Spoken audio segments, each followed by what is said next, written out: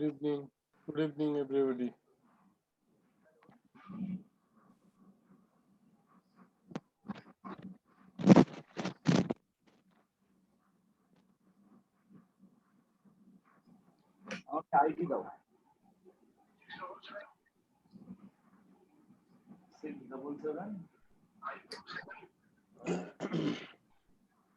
Good evening, everybody. জয়কে দেখতে পাচ্ছি।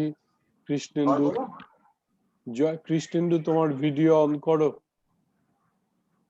স্যার, তোমার ভিডিওটা অন করো। তোমার দেখি, তোমার দেখা যাচ্ছে না। You are not visible on screen.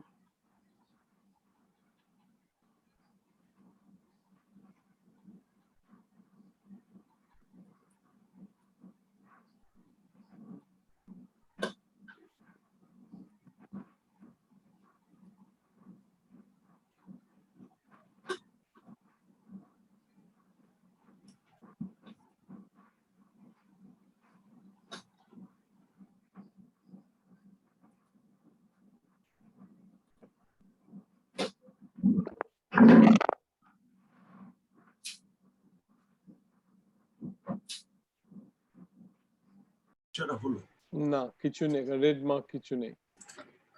তাহলে আমি একটা কিছু করলাম, তাহলে ডাজন্ট ম্যাটার, সবাই ওর মেন স্ক্রিনে না থাকলেই হলো।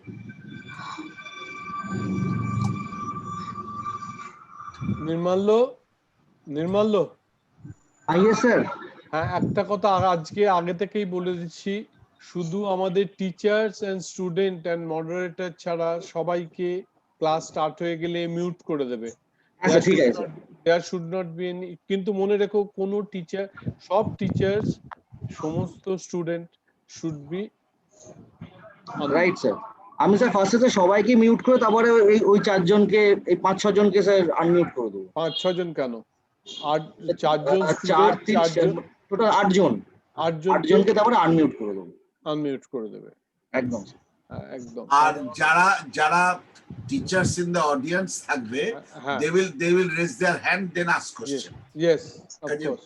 একটা ডিসিপ্লিন বানতে হবে, না তা না হলে তারা হাউলিং হবে সবকিছু। সবাই মিউট থাকবে, they will raise their hand and then ask questions, and or we can invite them. Yes, I think that is the better option, to invite them. Inviting them will be better option, or they can write in the chat box so that moderator can see and moderator can then ask them to ask questions. Yes, if they write on the chat box, then we can invite them. Yes, to do it better. I think that is the best way. Okay. I'm expecting a little more join.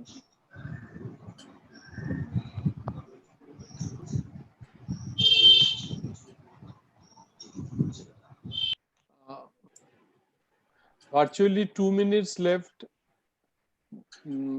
I think we must prepare to start the class, and with today's class does not need any introduction. Urinary stone disease is the bread and butter for the urologist and also the upcoming urologist, and they will survive mostly treating these group of patients. And in the examination also, I have seen it has got immense importance, both as a long case, also as a short case, and X-ray and instrument. I think in today's class, all 4 things will be discussed and the students will be benefited. With this small introduction, as all the teachers who do not require any introduction to the students of the state, both the MCH and DNB, I hand it over today's program to Dr. Krishnendu Maiti, who is Associate Professor, Department of Urology at Jikar Medical College. Other teachers are Dr. Shivaji Basu. I don't want to introduce him, and Dr. Srinivas Narayan, who is also from Fortis Hospital, and Dr. Sandeep Gupta. He is also Associate Professor from SSKM Hospital. So I hand it over to Dr. Krishnendu Maiti to start today's class. Sir, good afternoon, everybody. Welcome to this weekend online class for the MCH and DNB students. Today's topic is urinary stone disease. So let me first introduce myself. I am Dr. Krishnan Maiti, Associate Professor, Department of Urology, IPG. Let me introduce the faculty members of this session. Renowned senior urologist, legendary Dr. Sivaji Basu, who does not need any introduction. Welcome, sir. Your vast knowledge will enrich the students. Welcome, Dr. Srinivas Narayan. He is also senior urologist for Otis Hospital. Welcome, sir. And Dr. Sundeep Gupta, Associate Professor, IPG India. Welcome the students. Dr. Ankit Kumar from IPG India. Dr. Parvez Ahmed from Otis Hospital. Dr. Vishwarup Guru from NRS Medical College. And Dr. Prosenjit Bhumi from CMMC. Now, as you know, that stone disease is bread and water for the urologist, and so far exam is concerned, is also very important because every alternate student will get a stone related either long case or in the background or in the instrument or in the radiology table. So today our discussion will be exam oriented. As a short case, either I or any of the faculty member will present the case and we will ask one of the students to face the question. So first, is Ankit our student today? Yeah. You have to unmute him. Nirmallo. I can't, sir, unmute, sir. So he have to unmute by his own, sir. Yes, unmute him. He can mute. I can mute only. तो उनको लिखना पड़ेगा. Please unmute yourself. I have written in the chat, sir. To unmute. Dr. Parvez Ahmed from Otis. Yes, sir. Yes, sir. You are available. Okay. Yes, sir. The first case. Ankit already got it unmute? No. Hello. Bolun. কেন Hello. কিছু বুঝতে পারিনি কি করবো তো ভাষার কেসটা দেখলাম. Hello. Yes, sir. Let us discuss the first case. Sir, I have to read, sir. Krishnandu, before you go, just make sure 4 students are here. What happened to Ankit? Dr. Ankit? Am I audible? Unmute himself. It's muted. Okay, might be some problem on behalf of Dr. Ankit. So we can start with Dr. Parvez or Yes, sir. Dr. Vishwarup from NRS. Yes, sir. Sir, it's a 42-year-old male. I am presenting the case. Okay, okay, sir. Okay, okay, sir. It's presented with chief complaints of intermittent dilating right flank for. Sir, your voice is not clearly audible, sir. Hello. Your voice is not clearly audible, sir. Okay. Am I audible now? Yeah. Yes, sir. Nice. A 42-year-old male has presented with the chief complaints of intermittent right flank pain, dilating in nature for 2 months, without any history of any hematuria, graveluria, fever, or vomiting. And on examination, no mass was palpable and without any history of comorbidities. Now, from this short history, what is your provisional diagnosis and what are the differential diagnosis of this case? Sir, keeping in mind 42-year-old male who is presented with intermittent dilating pain for last 2 months, my differential diagnosis are right-sided renal stone, right-sided PUC obstruction, right-sided ureteric stone, right-side ureteric stricture, right-side renal mass, right-side adrenal mass, and genitourinary tuberculosis as well, sir.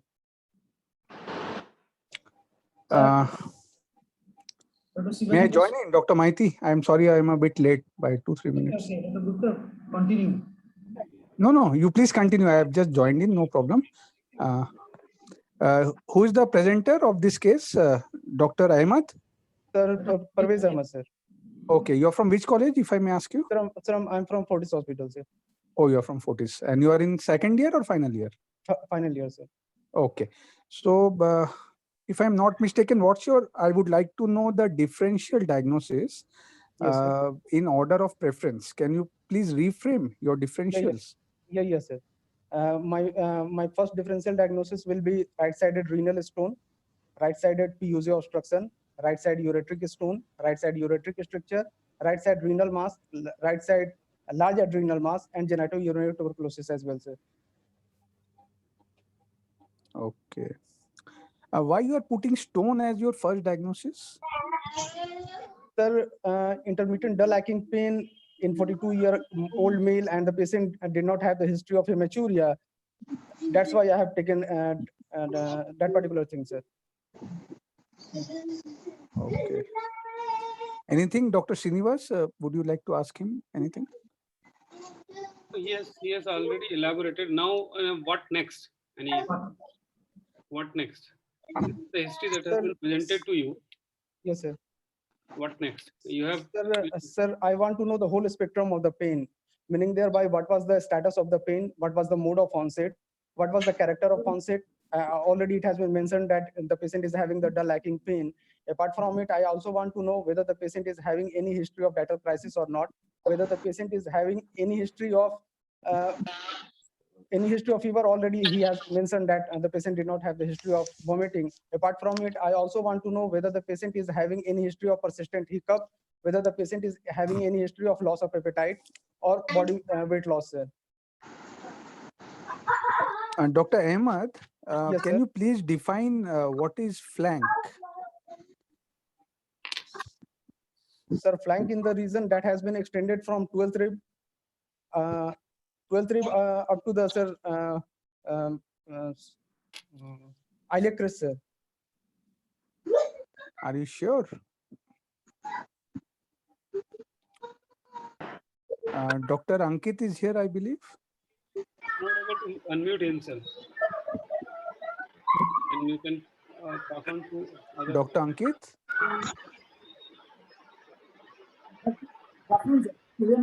Good evening. So can you please define flank?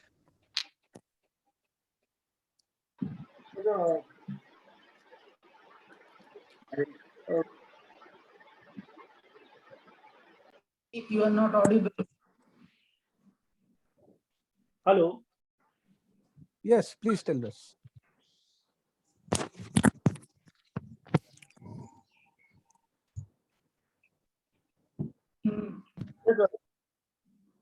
Audio problem. Hello. Okay. Area. Hello. Yes, please carry on. Sir, area surrounded by the anatomical landmarks by superiorly by the costal margin, inferiorly by the iliac crest, anteriorly by the lateral border of the rectus, and posteriorly by the erector spiny. Lateral border of the spiny. So any boundary, like any region, you should have 4 boundaries, isn't it? At least 3. And as a urology resident, always know the landmarks, anatomical boundaries of loin, groin, and flank. Because see, these are words which we are using every day, so many times, isn't it? Yes, sir. But in the exam, when the examiner asks, we somehow tend to fumble. So these 3 important landmarks you should know as a urology. Okay. Please carry on. So I have already mentioned that I want to know the whole spectrum of the pain, sir. And regarding the spectrum, I want to know what was the mode of onset, what was the character of pain. Already has been mentioned that the patient is having the dull aching pain. Yes. And apart So from what it, next? Apart from it, I also want to know, sir, whether the patient is having any history of datal crisis or not. And apart from it, I also want to know whether the patient is having any history of persistent hiccup, whether the patient is having any body weight loss, significant body weight loss. Why and you the want to know about hiccup? What is your Sir, correlation? Sir, in some of the clinical scenario, when the patient is having obstructive calculus in the PCS system or in the ureter, Usually we have found that the patient is undergone the AKI, in which the patient is usually presented with either persistent nausea and vomiting and persistent hiccup as well, sir. Okay. So, Dr. Maiti, do we have any history regarding this? No history of significant weight loss. It was a dull aching pain, intermittent, and relieved by over-the-counter medicines. Okay, sir. Not very severe one. Okay, sir. So, what next would you like to? How would you like to proceed in this case, Dr. Ahmed? Sir, apart from knowing this present history, I also want to know what was the past history of that particular patient. And regarding the past history, to differentiate my differential diagnosis, I want to know the history regarding the tuberculosis. I want to know the history, whether the patient is having any history of hypertension, whether the patient is having any history of diabetes mellitus, whether and apart from it, I also want to know what was. Yes, sir. And apart from nothing significant past history, no history of tuberculosis, no stone disease, nothing. I also want to know what is the status of whether the patient is taking any medication for prolonged period of time, and any urological intervention has been performed earlier or not. No medications. Patient is not on medications. Apart from over-the-counter painkiller, it does not require any. Apart from it, I also want to know what was the occupational status of this particular patient. Occupational status, sir. As a farmer. Is a farmer. Okay, sir. So after taking all this past history regarding the medical and surgical history and the drug history, I also want to know. Yes, sir. No, it's your voice only which is echoing. You please carry on. Okay, sir. And apart from it, I also want to know what is the family history regarding genitourinary tuberculosis, or whether the patient is having any family history of any tuberculosis, any member of the family. Okay, sir. So after taking the proper history, I want to clinically examine this patient, sir.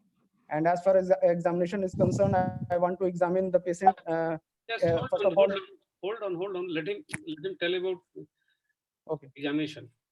Okay. Dr. Krishnendu? On examination, there was no definite tender was elicited, no mass was palpable. Remarkably, the examination was nothing significant. Okay, sir. So after taking history and clinical examination, I want to investigate this particular patient, sir. So what basic investigations would you like to have in order of preference 1, 2, 3, 4? Okay, sir. First of all, I want to have the USG KUB. Apart from it, I also want to send the blood sample and urine sample. I would just like to interrupt. See, first of all, be very sure about what you are answering is my suggestion. You want a USG of KUB, is that enough? Sir, whole abdomen I want to show. Sir, whole abdomen. Okay, normally whenever we write a USG, do we write just a USG whole abdomen KUB or something other than that as a abdomen urologist? And pelvis, abdomen and pelvis, sir. And also we write with something which normally we should write post-void residual urine, isn't it? Yeah. So always make it a habit. Whenever you write a USG, either lower abdomen or whole abdomen, write with PVR, number one. So would you like to have it a lower abdomen or a whole abdomen? Sir, I want to have the whole abdomen, sir. What is your idea of having a whole abdomen? Sir, because in your differentials, you have not mentioned even one non-urological cause of pain in the right flank. Yes, sir. Am I right or wrong? That I have missed, sir. Most probably when the patient is why I kept on asking you. Yes, sir. Listen to the question when someone is talking. When you have, I had asked you 2-3 times, but in none of your differentials, you mentioned even one non-urological cause of pain in the right flank. Yes, sir. So there you made a mistake. It may be something non-urological. Yes, sir. See, the idea is the examiner knows you know the case, but you have to pretend you don't know the case. Okay. Yes, sir. Getting my point? Yes. Yes, sir. So what are the no problem? What are the non-urological causes of pain in the right flank? Sir, most probably acute cholecystitis. Apart from it, liver abscess. and acute hepatitis as well, sir.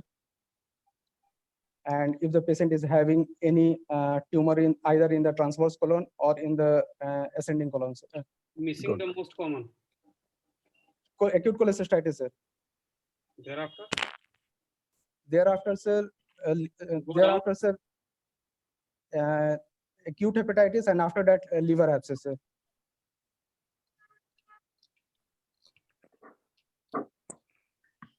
See, it is a right-sided pain, na? Yes, sir. Yes, sir. So, what is the most common? The mostly confused with ureteric colic. Yes, sir. What is that? Other than gallbladder, what is it? The most common diagnosis you are missing, and a differential diagnosis you are missing. Not striking your mind. Apart from gallbladder. Appendix. Okay, sir. Okay, in the flank region. Yes, yeah. Rather than telling about hepatitis sort of thing, hepatic abscess, which should be lower down in your list, appendix should have been quite high up, and it should be the first non-urological cause to mix up with ureteric colic on right side. Yes, sir. Yes, sir. I missed it, sir. Yeah. So, can we have the USG plate, Dr. Maiti? Yes. Fine. So, can we ask the question to the other residents, or is it only Dr. Ahmed who will be facing it? You can ask any one. And we can continue with Dr. Ahmed, and if at all he is not able to answer, other will be participating and they can join, sort of thing. Okay then. So Dr. Ahmed, please read the USG. Yeah. Sir, the echogenicity of liver is found to be normal. The thickness of renal cortex is found to be normal. The corticomedullary differentiation is found to be intact. And the pelvic calcium system is found to be dilated, and apart from it, a stone is visible with posterior acoustic shadow as well. Regarding the status of upper ureter, I can't mention regarding that, sir. Shondeep, sir. Shondeep, I have a small suggestion. It is better if you just for one case, if you take two candidates, next case you case two more candidates. That is why everybody will get in rotation the chance. But if you don't make it haphazard, somebody will get more opportunities, somebody will get less opportunities. Okay, so sir. it is better you take two students at a time for each case, and for the next case you two more students. That is why you wrote it. Okay, sir. So in this case, we'll ask Dr. Ahmed and Dr. Ankit. Okay. Okay. So any questions, Dr. Srinivas? This is one film available and he has answered it. So you, yeah, that is the report. 70 millimeter renal pelvis calculus. 17 mm single renal pelvis calculus. Okay, sir. So what next? Sir, meanwhile, I want to send the blood sample and urine sample for routine investigation. As apart from it, I also want to have non-contrast CT scan, sir, of KUB region. Why you want to have non-contrast CT scan?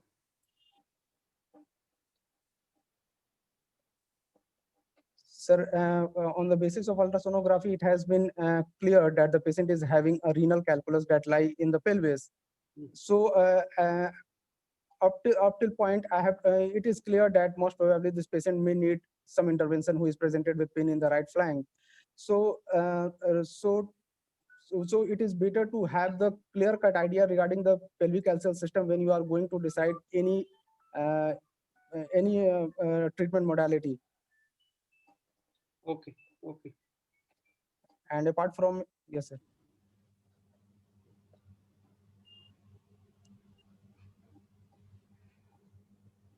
So this is the NCCT KUB report in front of you. So it's a single 1.6 centimeter right renal pelvic calculus. HU is mentioned. Yes, sir, 1090. Yes. So and I believe is okay. So how would you like to proceed now with this case? What options will you give to the patient? sir, regarding this particular patient, we have the three options. Either we can go with the ESWL, the second option is the RIRS, and the third option is the PCNL, sir. In order of preference? In order of preference, sir, I will keep, sir, RIRS first, PCNL second, and third ESWL, sir. Dr. Maiti, all agreeing with his sequence?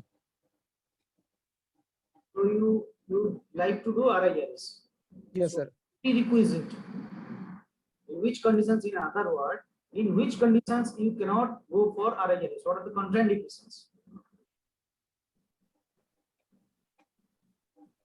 What are the contraindication of doing RIRS? Sir, when the patient is having uncorrected coagulopathy, regarding the general contraindications, sir, no? Any contraindication. Sir, Patient is in front of you, you have been asked okay. what are the conditions in which you cannot do or you will not do RIRS. Okay, sir. Uncorrected coagulopathy, recurrent and untreated urinary tract infection.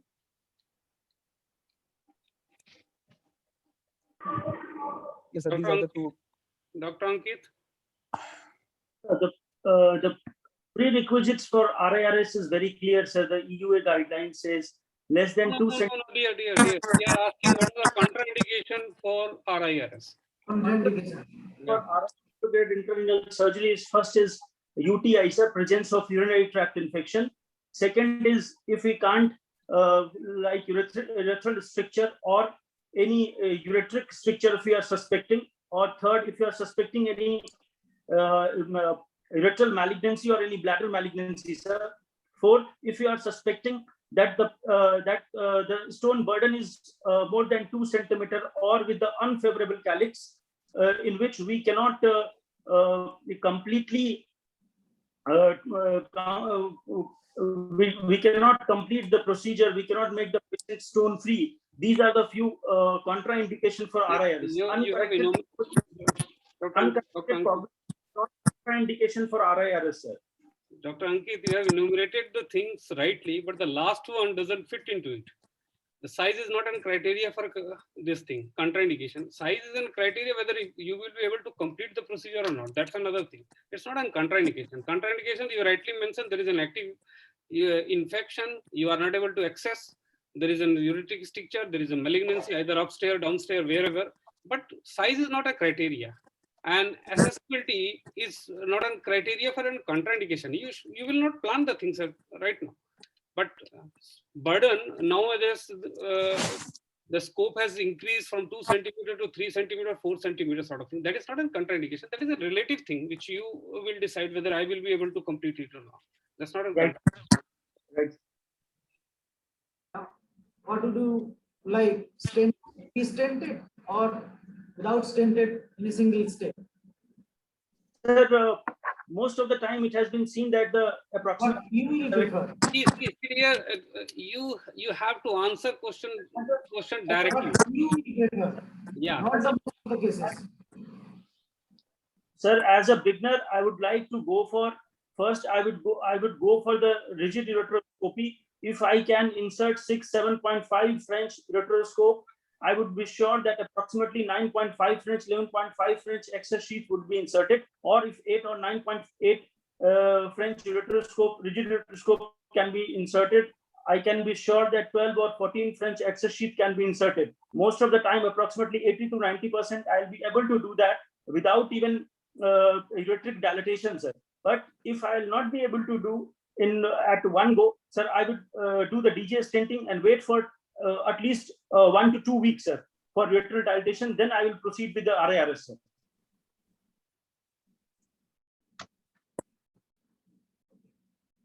You will not do without ureteral access. That's what you are telling. If you are able to place it, you will do it. Otherwise, you will put in stent and come out and then wait for 2 to 3 weeks before re-entering. I will not do it without the without inserting safety guide wire or working guide wire, as well as the extra sheath, sir. Once I'll start this procedure. What are advantages of excess sheath use? Sir, advantage of excess sheath is first, sir. sir, first access, sir, we can reach up to the ureter, and sir, it prevents the downward migration of the residual fragments. Second, sir, it can prevent it can lowers the intrarenal pressure. Third, sir, it can prevent the ureteric injury with the lasers, sir.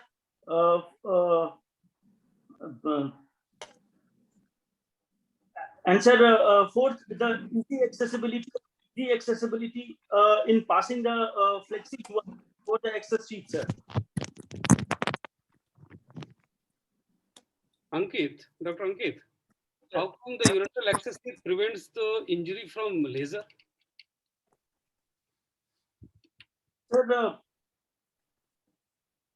Sir, since we put the inadvertent injury, I mean, sir, we keep here you will be doing injury to the ureteroscope itself.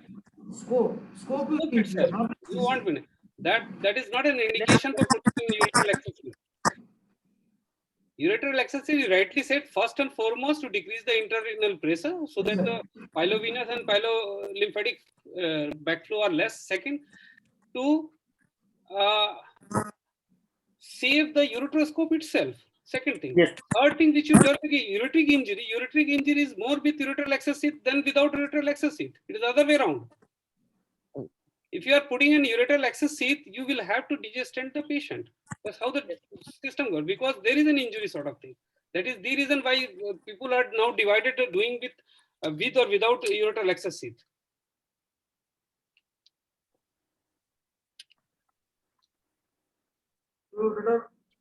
Parvez, you just describe the steps of your RIRS, just salient steps. Yes, sir. First of all, I will perform the cystoscopic evaluation of the bladder, ureteric orifice, and prostate. After that, I will perform the semi-rigid ureteroscopy. I will insert the semi-rigid ureteroscope and going up to the renal pelvis. And after that, I will place zebra guide wire in situ and come out. And after that, I will take the sheath, and I will negotiate the sheath through the guide wire under C-arm guidance. And after that, I will perform the flexible ureteroscopy. I will inspect all the calyceal system. I will try to locate where the stone is lying, and after that, I will introduce the laser. And after that, I will I will perform the setting of the laser in which I want to perform the RIRS. And after that, laser lithotripsy will be done. What laser setting? Sir, usually we are performing our RIRS with 200 micron laser fiber, and the setting we will start with 0.4 joule, and the frequency is approximately 40, sir. And after that, when we have to perform the popcorn effect, then we can increase our. Yes, sir. What is the joule and what is the frequency? Frequencies are 40. 40, and your energy setting? Joule? Energy setting 0.4, sir. Point? 0.4, sir. 0.4. And if it will be needed, it will be increased according to the disintegration of the stone at that particular setting. And when we have fragmented the stone in a smaller segment, when we have to perform the popcorn effect, we can increase the frequency up till 50, sir.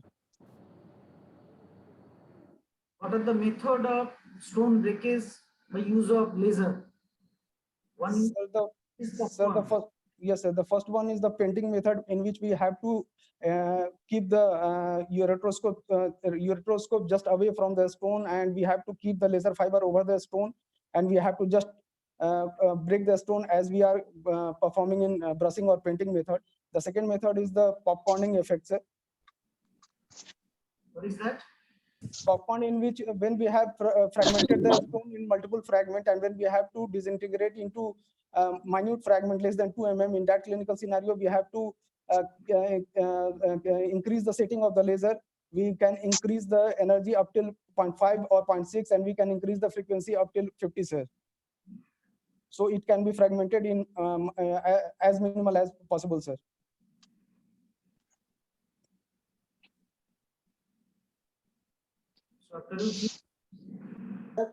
there are 4 methods of fragmentation, sir. There are 4 methods of breakage of stone. First is fragmentation, second is dusting, third is popcorning, fourth is pop dusting. Sir, if you want to do the fragmentation, sir, we have to keep the energy setting in the high energy, low frequency mode. If we want to do the dusting, sir, it has to be low energy, high frequency mode. And sir, pop dust answer based on these parameters in the joule and hertz respectively, that is energy and frequency, sir, it has to be decided by the type of laser we are using. For example, if you are most commonly we are using 30 hertz laser in our setting, so in the fragmentation 1 joule and 10 hertz, sir, for fragmentation. In the dusting we keep the energy setting a little bit lower and the frequency is higher, sir. The completion, the state. Sir, at the sir, Yes, sir, I will definitely, sir. I will definitely keep the stent in C2, sir. The complications of RIRS. Yes, sir. The complications of RIRS. Sir, the first one complication is the ureteric injury, that is the ureteric perforation, ureteric avulsion, into susception of the ureter, and apart from that, the perforation of the PCS leading to the urinoma. Apart from it, bleeding as well, sir, and fever and septicemia as well, sir. You have to enumerate in a sequence common to the rarest one. You started with the rarest and went on to the common. The other way around. The first and foremost is urinary tract infection, sepsis. That's the most common one. Followed by bleeding, followed by your ureteric injury. Ureteric avulsion is the rarest. Most of us haven't seen also, but it is dictated. But that if you start enumerating as the first complication, it will be wrong. Okay, sir. Your sequence is very important, as he said. Yes, sir. What is the main cause of sepsis in RIRS? As he said, as Dr. Srinivas said, that we dread in RIRS, our Sir, dreaded the main, complication is sepsis. Yes, sir. Yes, sir. Yes, sir. Yes, sir. Actually, when we are going to perform the RIRS, it is our usual thing that we are using increased intrapelvic pressure by performing the irrigation in more pressure way, that lead to the pylovenous and pylolymphatic extravasation, and that lead to the formation of bacteremia and development of septicemia, sir.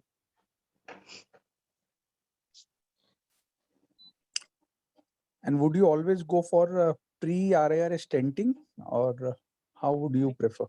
Sir, in some of the clinical scenario, when we are encountered with virgin ureteric orifice and the ureter is found to be dilated, some of the surgeon is performing virgin RIRS in that particular scenario. But in most of the cases, we have seen that we are unable to negotiate the ureteroscope even, and when we are going to perform the RIRS, we have to keep the sheath, which is usually more than 9 to 11 frames. So it is better to keep the sheath. It is better to keep the DJ stent in situ, sir. Fine. So that means in a patient whom you are planning for RIRS, you are actually giving him 3 surgeries, right? One is stenting prior to RIRS, then RIRS, then again stent removal. Am I right? Yes, Can you minimize this? In the form See, of nowadays, yes, like you said, I would always like to put a DJ stent after the yes, OT. Yeah, So yes, in sir. most of the private setups and all nowadays, post RIRS, if the fragmentation is good enough, there is no bleeding or anything, they just keep a ureteric catheter and they just come out. Yes, And the UCAT they remove after 24 hours. So Yes, that sir, saves one extra surgery and cost burden of the patient. yes, sir. Yes, sir. Okay. And how many days prior to the RS would you like to stent the patient ideally? So usually 2 weeks, sir. 10 days to 14 days. Okay. Yes. Okay.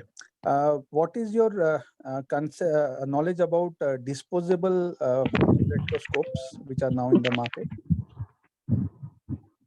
What is the technology they are using? Digital one, sir. Are you talking about digital one? Na? Disposable. Yes, sir. Yes, sir. Actually, Behind this digital. That is based on the concept of digital, not on the fiber optic. Dr. Ankit?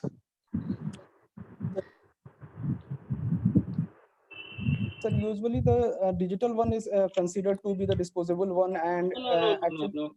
Parvez, Dr. Sandeep is asking a straight question. What is your idea about the technology that is used in the disposable ureteroscope, which is now very commonly used everywhere? What is the technology there? How it is different from the earlier ureteroscope which you have used? Yes, sir. Actually, it has been actually it is not based on the fiber optic, and usually in that particular ureteroscope, neither you have to apply the light cable, neither. Parvez, you are not getting the point. Ankit, are you here? Are you talking about the chip, sir, that has been placed over the distal, the CMOS? That is a technology. There is a chip on the tip technology. That is the made up of that is only two technology. That is made up of CMOS and that is made up of CCD, sir. Yeah, that's what we are asking. No? That is a technology. Yes, sir. Just because it is not having a fiber optic fibers, that's why the weight has gone down, the accessories has gone down. You don't have to put a camera over it. It is quite easily maneuverable. Plus, it provides a good vision as compared to your fiber optic one, because there is no honeycombing sort of thing. 10 times better vision is there with the digital one.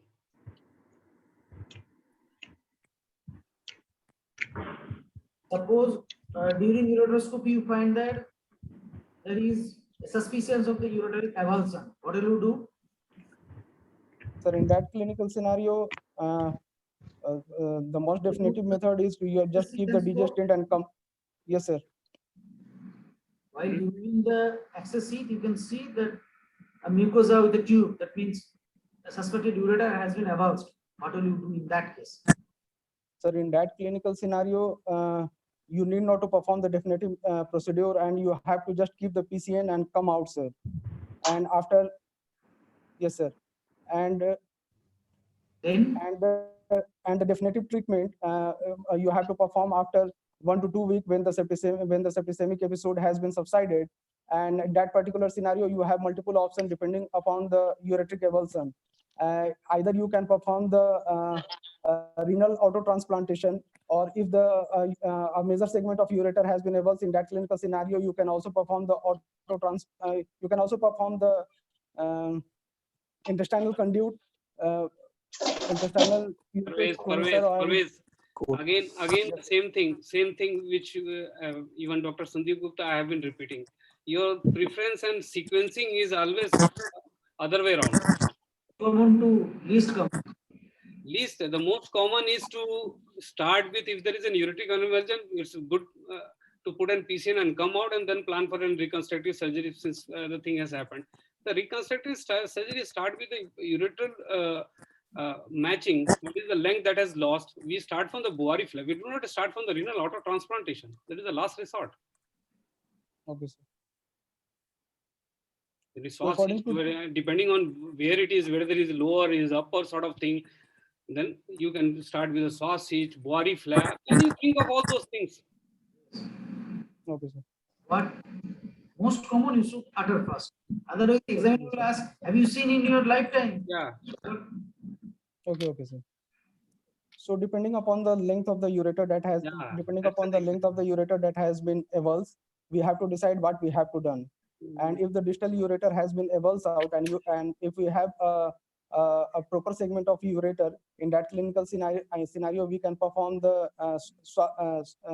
SAS operation, or we can perform the Bovary flap as well, sir. And if the proximal or middle ureter has been avulsed out, in that clinical scenario, we have the option of either Bovary flap. You can perform. You can also use the segment of intestine for it. And apart from it, you also have the option of transureterostomy. But in yes, sir. Achha, before a transuretero and auto transplantation, what is the most common procedure done for a upper ureteric stricture? Sir, upper ureteric stricture, sir. Or avulsion, whatever. Are you talking about body flap, sir? No, I'm not.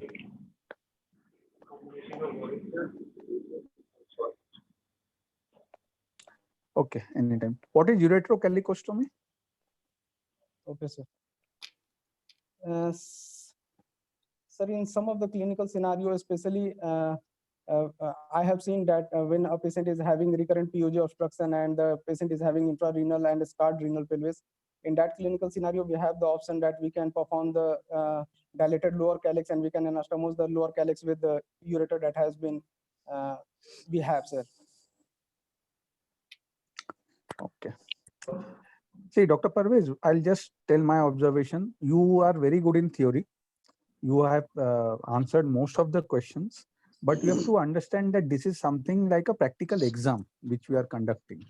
So here the examiner will want to know basically that if you are given your degree, how good a urologist you will be able to be the basic urology. Okay, you are fit enough to be a urologist or not. So as Dr. Narayan also said, always understand the question, answer to the point, let the examiner ask you the next question, lead him to the question, let him come back to you again with one more question for which you can give the answers. Okay, and preferencing is very important in Viva. Okay, okay, sir.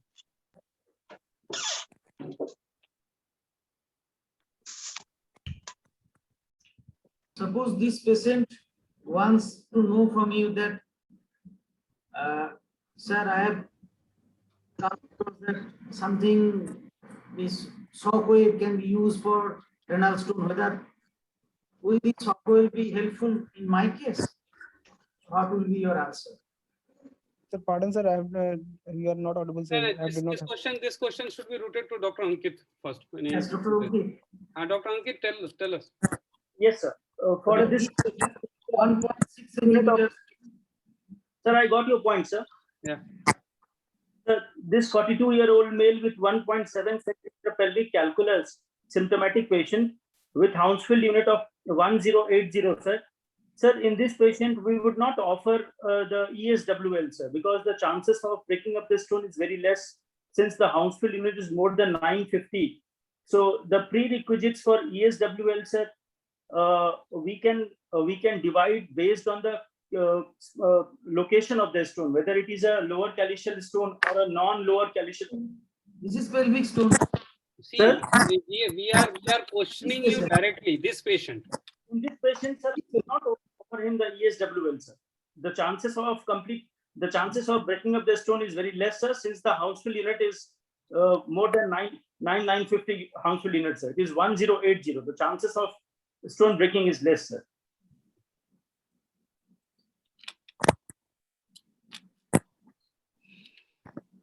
Sir, should we go to the next case?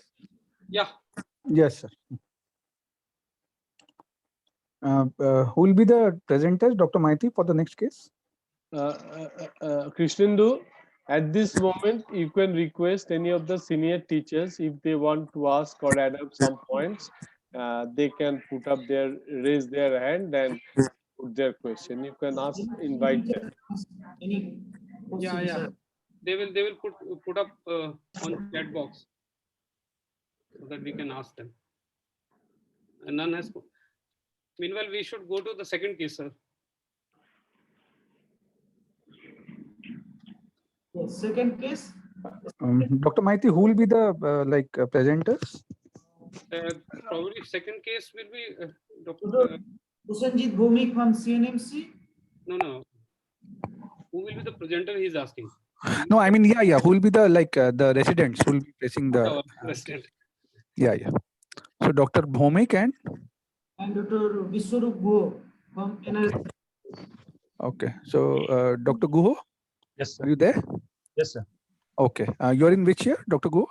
Third year from NRS. Third year. Okay. Yeah. Please, The second case, 24-year-old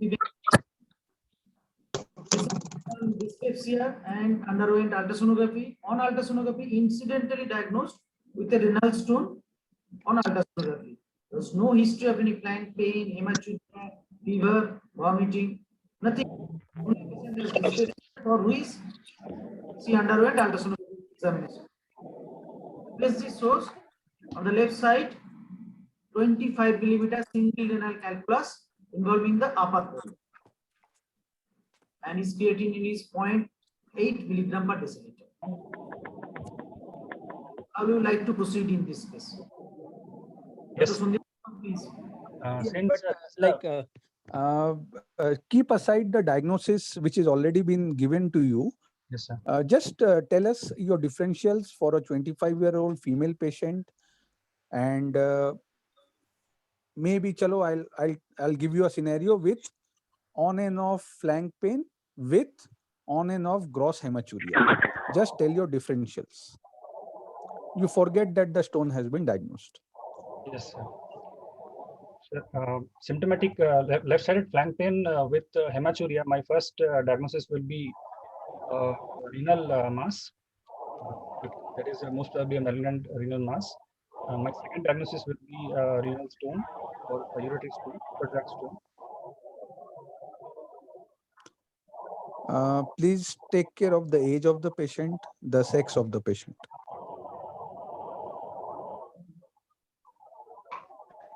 Anything else?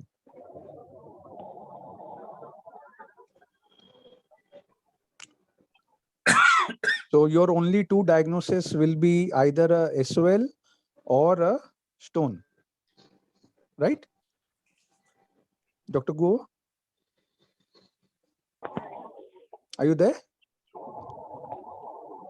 I think we have lost Dr. Guo. Dr. Bhomik, are you there?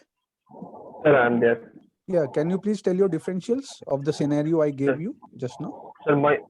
Sir, considering the age of the patient, my first differential diagnosis will be renal stone, followed by ureteric stone, then renal mass, and my fourth diagnosis can be AML. AML. Yes, sir. Okay. So, renal mass. In renal mass.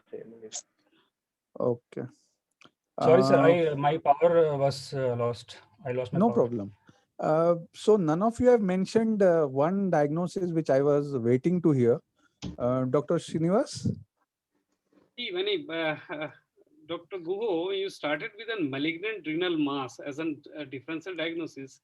That doesn't fit into this criteria, as Dr. Sandeep was telling. 24-year-old. For hematuria, sir. Only hematuria. Telling about sir, renal mass, fever with vomiting, sort of thing. 25-year-old. Everything is possible in medical science, but this will be a rarest thing to find out. So not in this case, sir. Actually, sir asked me about only with pain and hematuria. So I was giving so pain and hematuria. I'm again asking you. Pain and on and off flank pain and hematuria, gross hematuria. A 24-year-old young female. Something before a malignancy? It's a commonly in our Indian scenario. Female patient. Tuberculosis. Yeah, I'm giving you so many hints. A genitourinary tuberculosis should come before malignancy in this scenario. Yes, sir. Are you getting my point, Dr. Bhomik or Dr. Guo? Yes, sir. Yes, sir. It's all about what's running in your mind.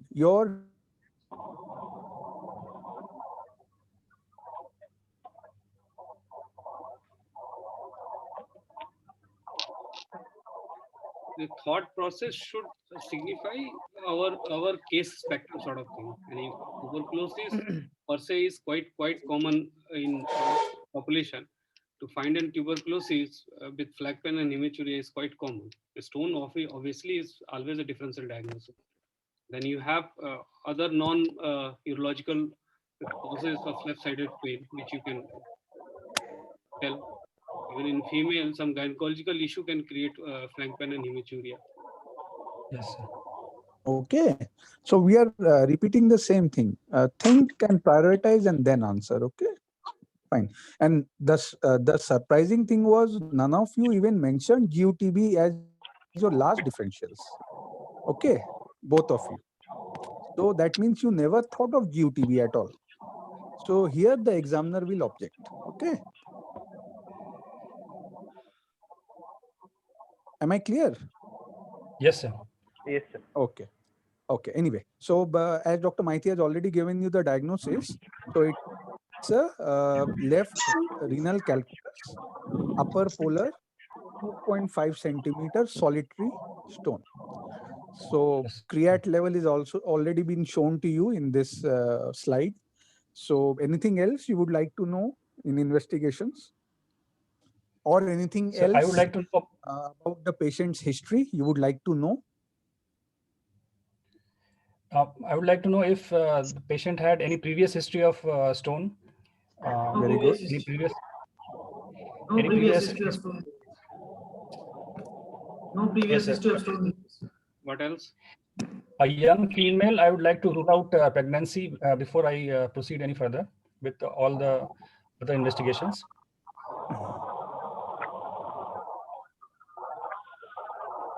One thing which you have to ask a young female presenting with pain and hematuria about her menstrual cycle. A pain has something to do with her menstrual cycle or not, or the hematuria is consistent or it's related to menstrual cycle or not. Yes, sir. To rule out pregnancy, I would ask. have to know about abnormal menstruation. Yeah, that's always there. Acha, just out of the track, I'll just ask you one simple question. What are the causes of red urine? A patient comes to you, tells, I am having reddish urine. So what all It could can it be be? because of dietary factors like beetroot, rhubarb, and it can be because of hematuria. It can be because of hemoglobinuria. Very good. It can be because of medications like rifampicin and all the anti-tubercular drugs. All the And, antitubercular, only rifampicin here. yes, sir. Okay, fine. Okay, so in this case, they've shown you the NCCT KUB. Are you happy with NCCT KUB, or you would No, sir. like, I would like to know about the if condition given of a the chance? PCS. Hmm. Yes, yes, sir. Please carry on. Yes. Yes, sir. I would like to know about the condition of the PCS and the surrounding the bowel and liver and surrounding structures around the. For that, I would like to have a CT urography. You would like to have a CCT whole abdomen. KOB. KOB, sir. Okay. What is your idea of doing a CT in this case? Contrast CT. Sir, in this case, I would like to advise for a CCT KOB so that I know about the condition of the PCS, the distal ureter. If I can get a path for RIRS, that is, the ureter is without, there are no contraindications for RIRS, that is in the form of strictures or other benign or malignant pathology. And then again, I would like to have a CCT KOB to plan for surgery. Something else you would be interested in seeing To rule out in the CT? malignancy, incident malignancy. Please And don't beat around the bush. Something else very common, which is important in this, relevant in this case. Dr. Bhomik? Sir, sir, I'm there, sir. What is your sir, question? There are a lot of noise, background Yeah, noise. there was a lot of disturbance. Yes. So he said that I asked him why he wants to do a contrast CT. So he says he wants to know the excretion of the PCS, the condition of the ureter, the patency of the ureter, and all that. Other than that, you would like to add something else that you would like to look for in the CT? Sir, in contrast CT, sir, I can look pelvic calyceal anatomy, which can help in planning during surgery. That all he has said. Anything else? See, you should also look for the condition of the opposite kidney. Okay. Okay, sir. Yeah. Okay, sir. Okay. Dr. Srinivas, any questions, Dr. Maiti? Considering the age of the patient, she is quite a young patient. While doing CCT QB, we will get to know what is the condition of her colon on left side, because that is a very big thing. That is, I am not aware of the weight of the patient. The thin female on left sided tend to have a retrorenal colon. And that's why Yes. we need to see CCT QB to find out whether she is having or not, because that will help us in planning our procedure. Yes, sir.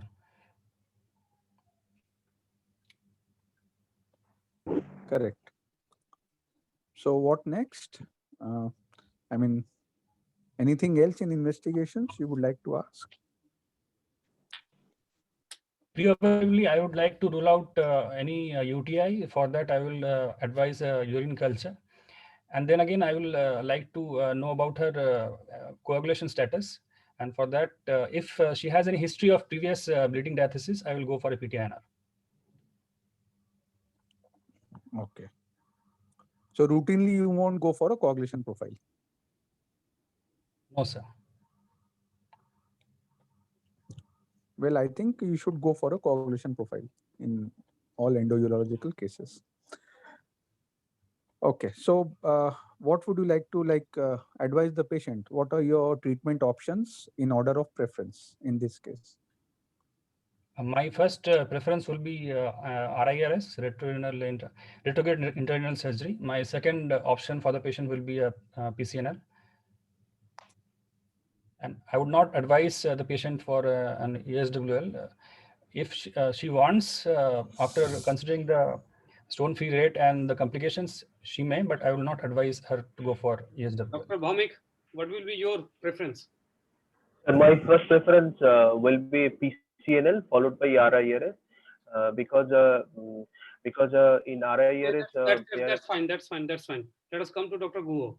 Why you are thinking of RIRS with 30 into 25 millimeter stone?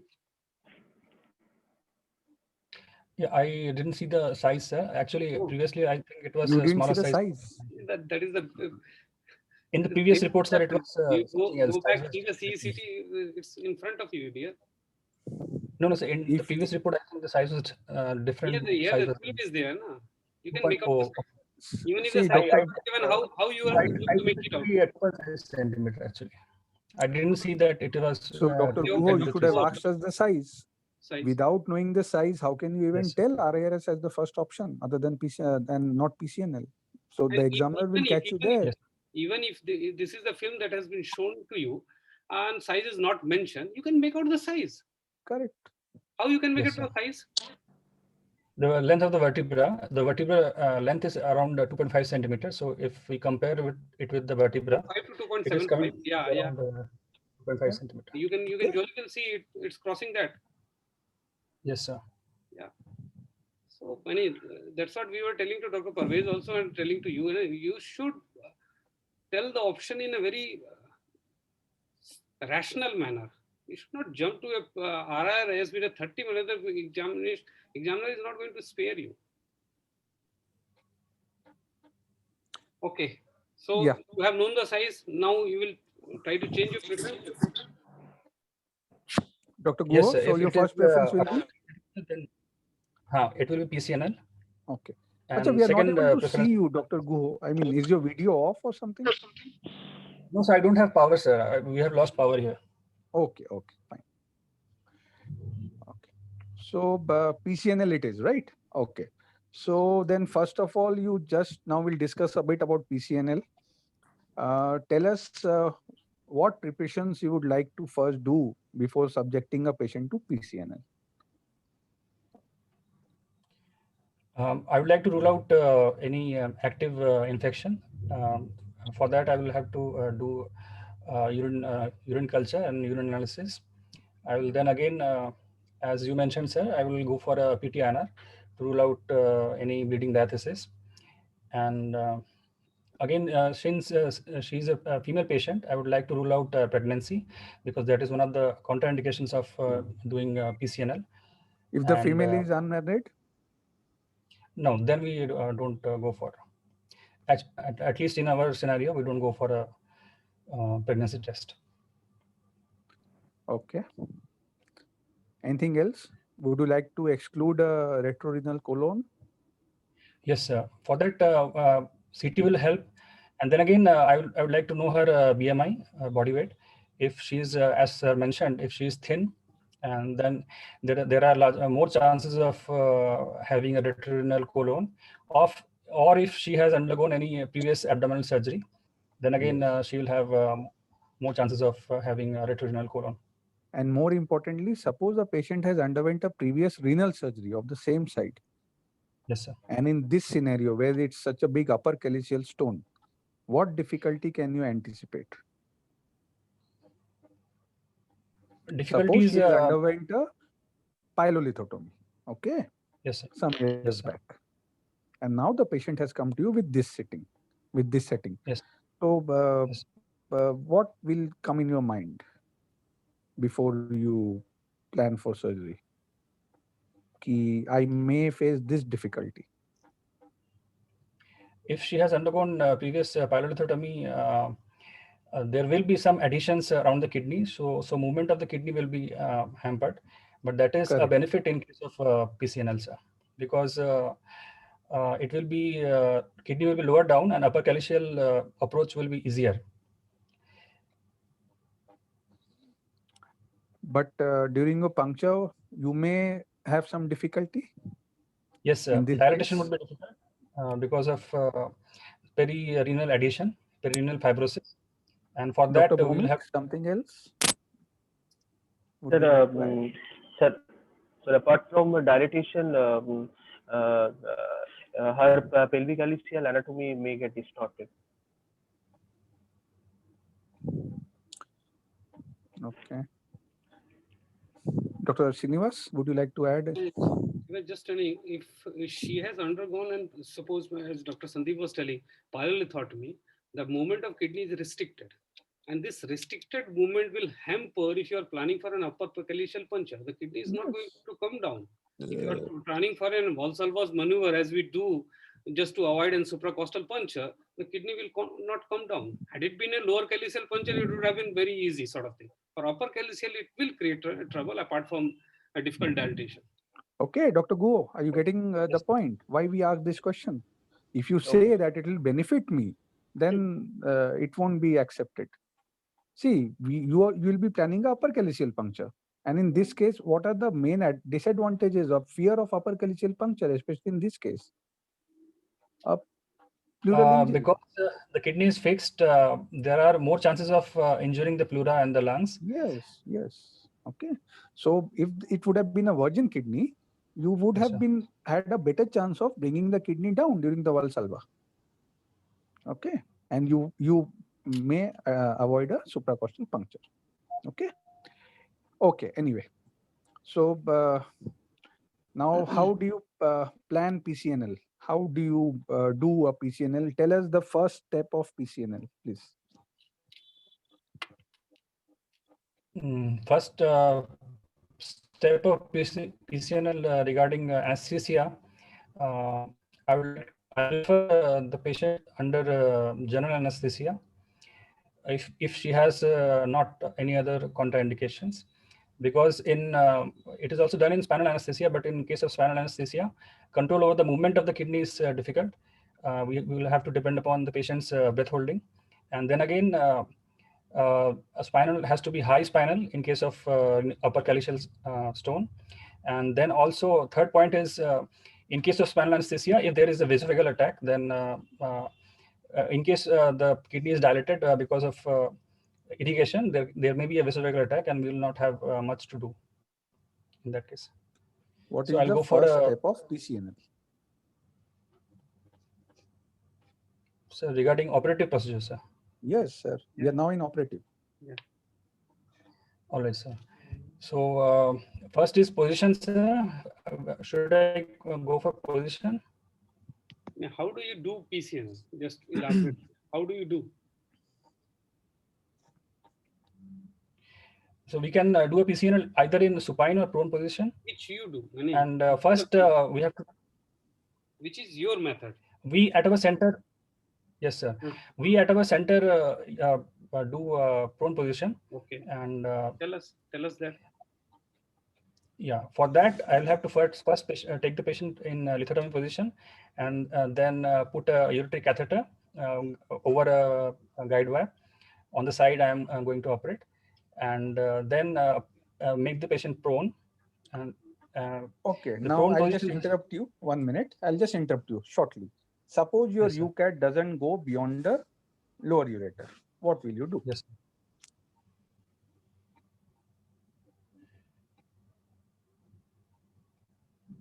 Did you hear my question? Yes, sir.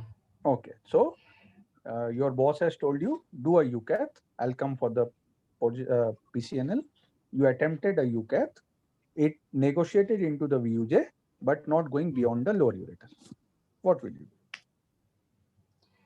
do? Regarding the procedure, sir, if guide wire or dye is passing through it, I will do an RGP and see if where actually the stricture is.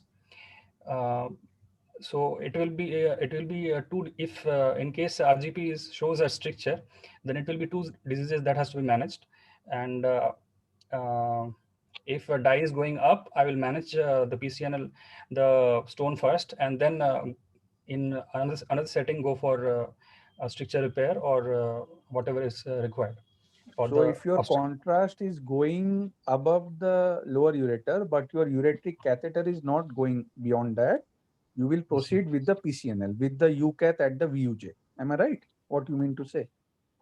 Yes, the difficulty will be with placing a digestant, and so in the post-operative period, that is Is going that to be the difficult. answer you should give in exam? Dr. Maiti? Prasenjit? Sir, sir, sir, with the help of angle tip guide wire and smaller size URS, Yes. we can try to put or pass the guide wire beyond Suppose beyond the difficulty. And Prasenjit, that's what Dr. Sandeep is asking. Even with your multiple attempts with multiple instrumentation sort of thing, you are not able to place an ureteric catheter across that very stricture. It's not going up. What you will do? Whether you will tackle this separately, and if separately, which one you will tackle first, or you want to tackle it simultaneously? That's what is the question. It is a genuine case scenario.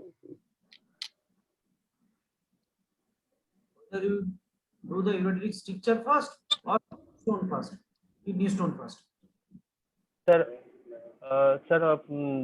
I will do RGP and assess the length of the stricture, and I will manage the stricture first, followed by stone. Yeah. Lower tract you have to clear. That is the answer we expect. Yeah. Remember, if your UCAT doesn't go, don't attempt PCN. Yeah. And even after attempting PCN, the kidney will not drain. You will keep the patient on PCN for a prolonged period until you have tackled the lower ureter. There's no point in that. First, you have to tackle the lower ureter, which is creating trouble. And once it is clear, then you plan for this PCNL sort of thing. You should not jump on PCNL with a ureteric stricture in situ. See, So, the but idea we of have to relieve the obstruction from the upper system, sir. We'll have to place at least a nephrostomy in the upper just system. put a PCN and come out if at all you are having a hydronephrosis or something. But see, Dr. Yes. Guho, see, understand. You are still trying to stick to your argument that I'll proceed with the PCNL. So No, understand. Yes, sir. See, the examiner wants to know you will be a safe surgeon or not. Very simple. Okay.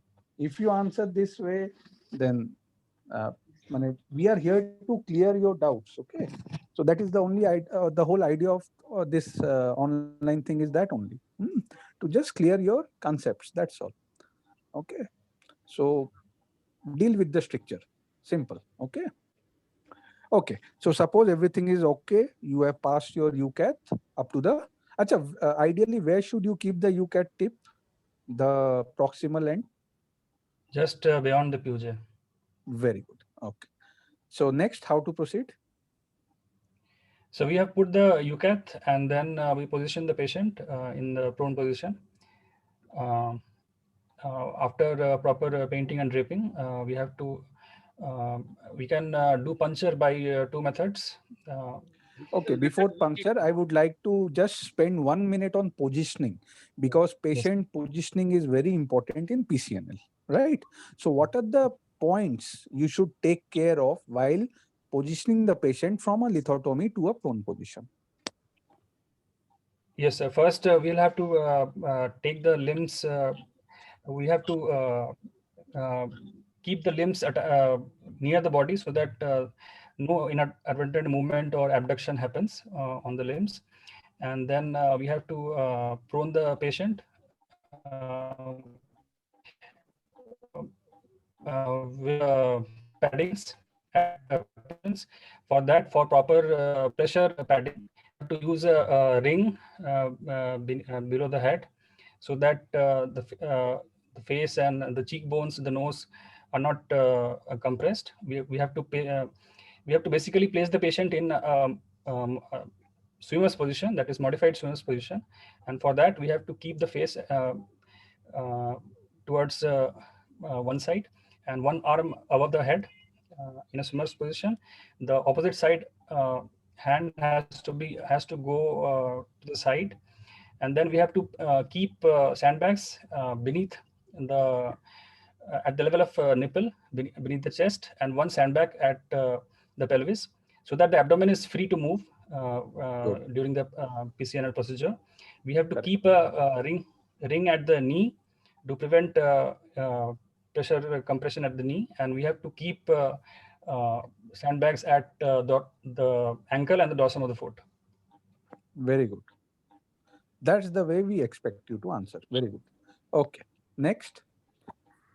Next, puncture can be done under fluoroscopic guidance or ultrasound guidance. Ultrasound guidance is not done at our center. We do with fluoroscopy guidance. CM guided puncture is done. So what are the techniques of puncture? Just what are the known standard techniques? Name? Yes, sir. It can be either triangulation or bullseye technique, or sometimes in diverticular stones, we go for stone guided puncture. Okay. Any other technique? Other techniques are gradual descent and Yes, gradual descent. Correct. Okay. So in your center, or you must have done PCNLs, I'm sure. Yes, sir. Okay. So which technique have you done with? Please elaborate that technique. Yes, I usually do triangulation technique, and in triangulation technique, we have to view. You have to use the CM in two orientations. At first, in the 0 degree orientation, we have to know about the craniocaudal orientation of the calyx to be punctured, and the media and the depth, and an assessment of the depth is possible in the 0 degree. Then we have to first, before puncturing, we have to turn the CM 0 degree and get an idea of the orientation or the mediolateral orientation of the puncture. Then again we turn it back to 0 degree and start for the puncture site. And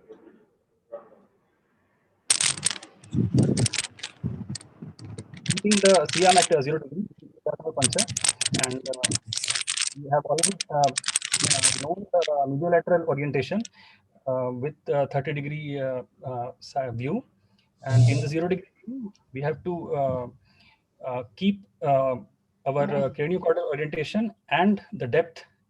We have to continually keep on assessing both the things, and then push forward the needle, and we have to look for the renal movement. When we breach the capsule, there will be some indentation in the kidney, and then again at that moment we can move the C-arm to 30 degree to know if we are superficial or deep to the calyx to be punctured. And if the needle tip is medial, then it shows that we are superficial. And if the needle tip is lateral, it shows that we are deep. So we have to again withdraw the needle by 1 or 2 centimeter, and then again change the orientation and go in. Dr. Krishnendu. Yes, after puncture, then what next? So Yeah, after puncture, yeah, we have done the puncture, sir, and we have seen urine coming out. Then we put on guide wire. The ideal guide wire for puncture after puncture is a PTFE guide, a C-tip or a J-tip PTFE guide wire that has more stay inside the system. But if you are planning to make a guide wire universal, then it has to be straight tip. Why? Otherwise, the best guide wire for what is the disadvantage with PTFE guide wire? Yeah, so PTFE guide wires are usually have steel core, and that gets kinked. And during dilatation, if we have a kink, then dilatation can go either superficial, deep, or it will not go into the system. Won't be able to dilate, sort of thing. That is the reason why PTFE is not used nowadays, sort of thing.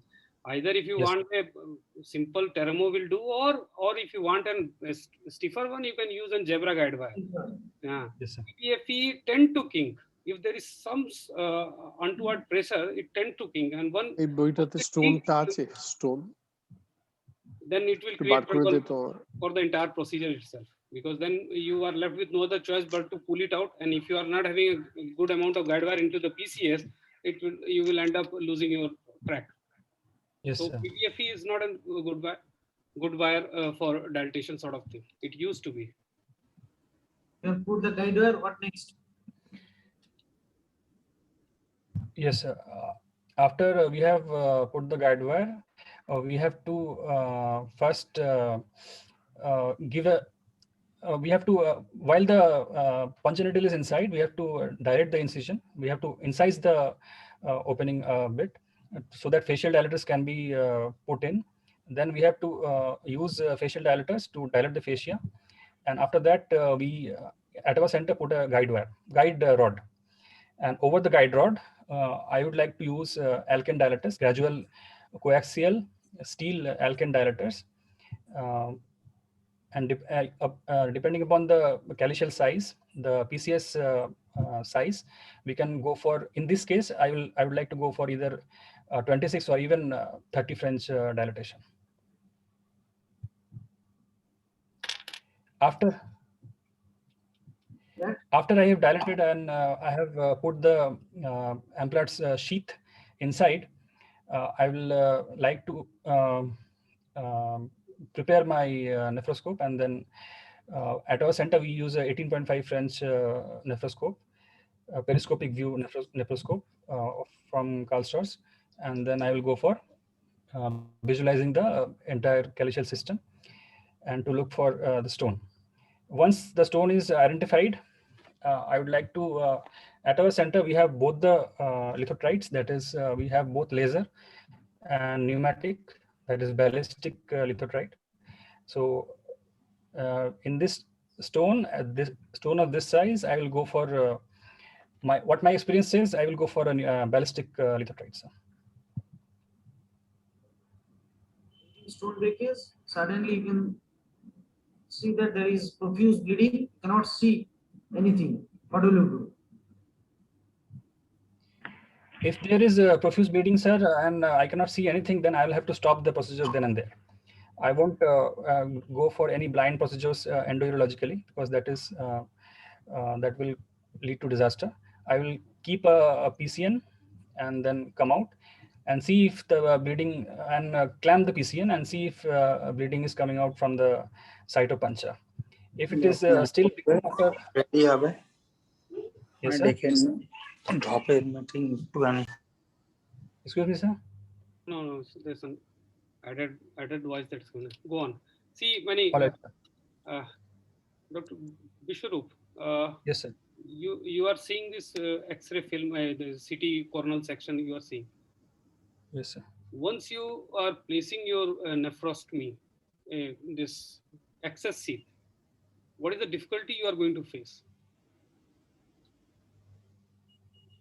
There is no space in the upper calyx, sir. So movement of the access sheath will be difficult.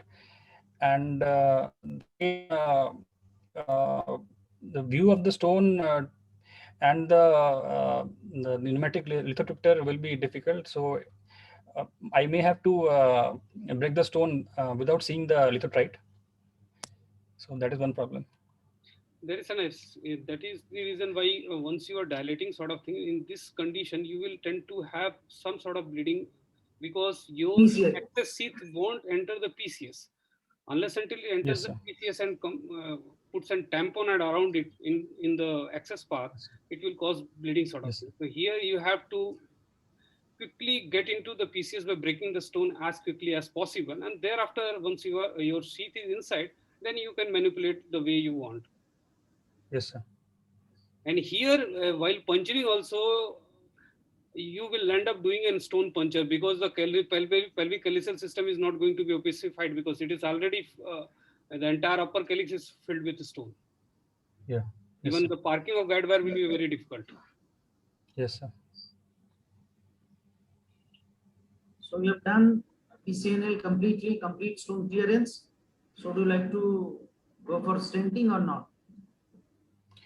Yeah, since this is a large stone, sir, and there is bound to be some residual fragments left. If I am sure about there are no residual fragments left, I may forego degestant, but I will preferably put a degestant and also a nephrostomy tube in this case. Because nephrostomy tube, because this will have to be a supra 12th or upper calyceal puncture, so chances of pleural injury will be more. So I would always like to put a nephrostomy tube in this patient along with the digestant, sir. When will you going to remove this nephrostomy tube? What is the usual time? Yes, sir. Usually at our center we remove, we do a X-ray at on POD2 to look for any. Yes, sir. Listen, whether the tube is clamped or it remains unclamped, open. So depending on if there is hematuria, then we usually clamp the nephrostomy tube. If there is no hematuria, the urine is clear, we don't clamp.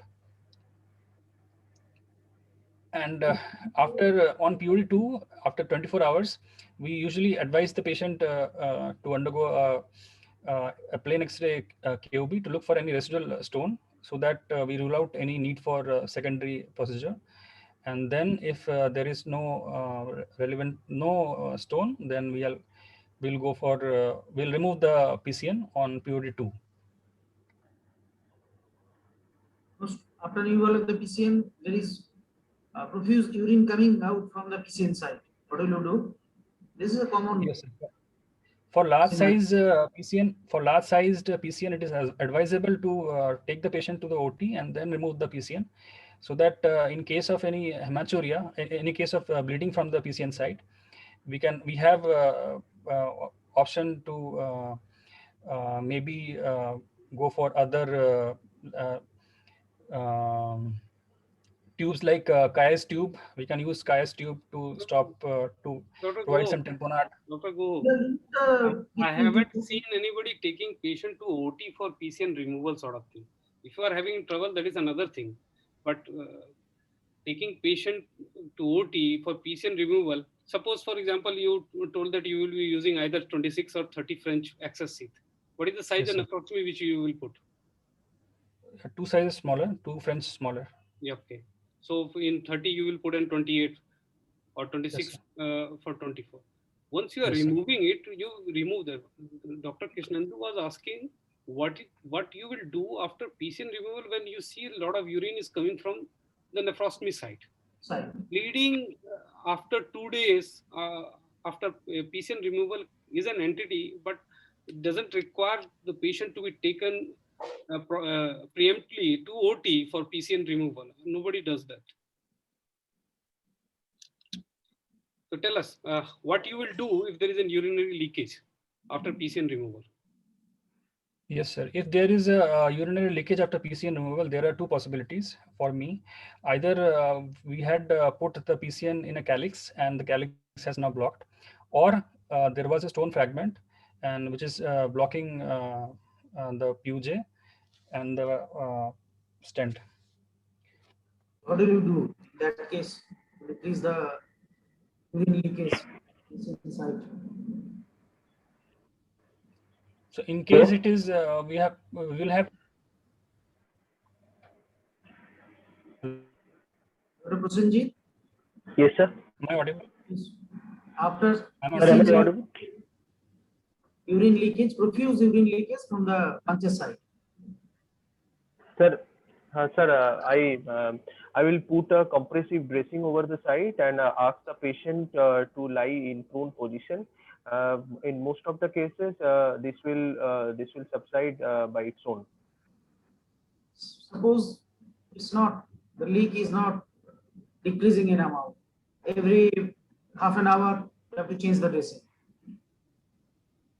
Then sir, I will check the digestant is in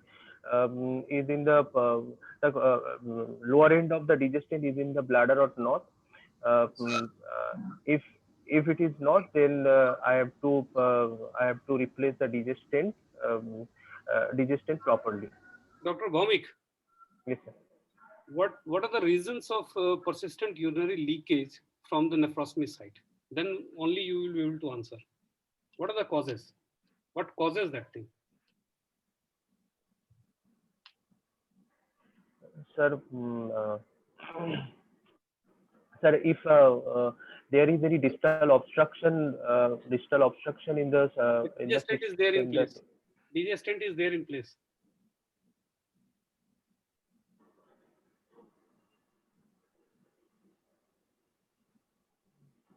See, one part has been told by Dr. Guho. He told that there is an obstruction. The calyx through which you went inside hasn't closed. That's why it is leaking, sort of thing. There is a stone that is blocking, sort of thing. This is one of the reasons. That is an obstructive reason. There is another reason why we have leak. Sir, nephrocutaneous.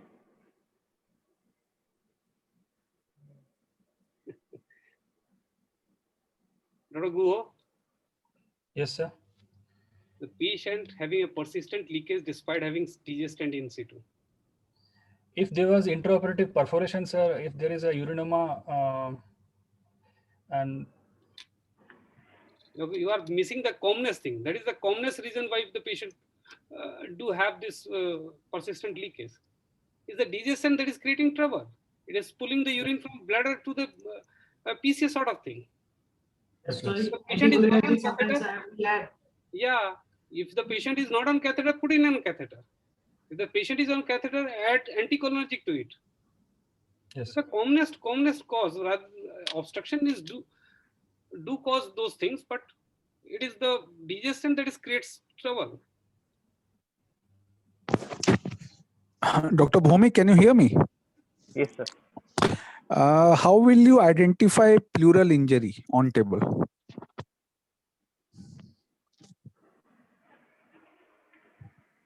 Sir,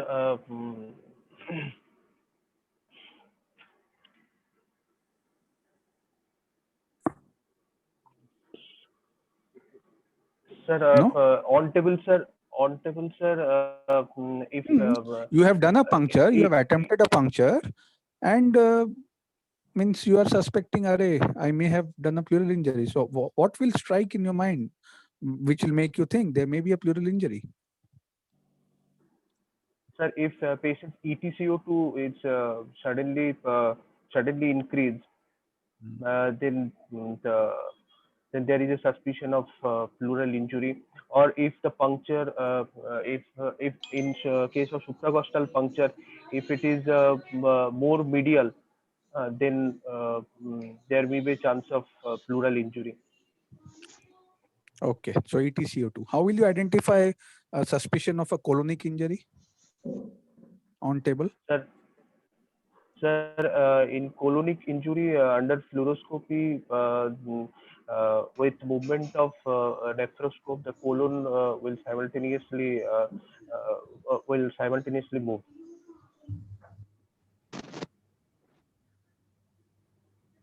How will you manage a colonic injury? Sir, if colonic injury occurs, then I will I will put up a nephrostomy tube into the stent and put a DG stent and periurethral catheter. A catheter and abandon, and I will abandon the procedure. After that I will give IV antibiotic, IV fluid, and bowel rest and TPN alternately. TPN alternately. After few days, I will do nephrostogram. I'll I'll do a nephrostogram to see any communication is there between kidney and colon is there or not. If there is no communication is there, then I will withdraw the tube into the retroperitoneum, and after few days I will do barium enema. If there is no leakage, no leakage from the colon, then I will remove the tube. And in case of any any sign of peritonitis is there, then I will explore the patient. Okay. Should we move to the next case, Dr. Maiti?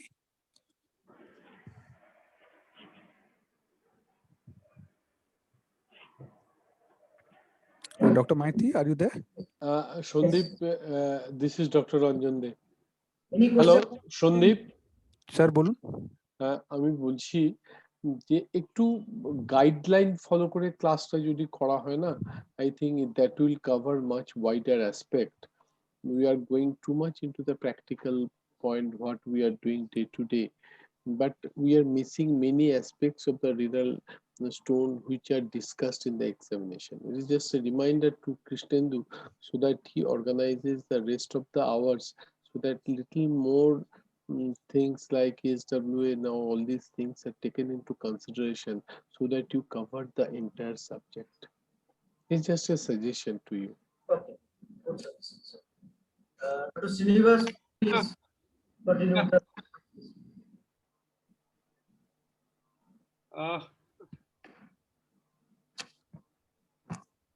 Well, sir, I'll just like to say one thing, that in the first we have covered RARS, in the second we have covered PCNL.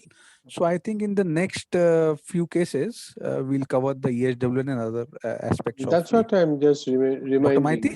Okay, so we'll discuss less of PCNL and RARS and more of the untouched subjects. Okay. Untouched subjects, so that you covered the entire thing, stone in pregnancy and all Stone these analysis things, and analysis, everything, so that Okay, it Dr. will be making. Yes, please.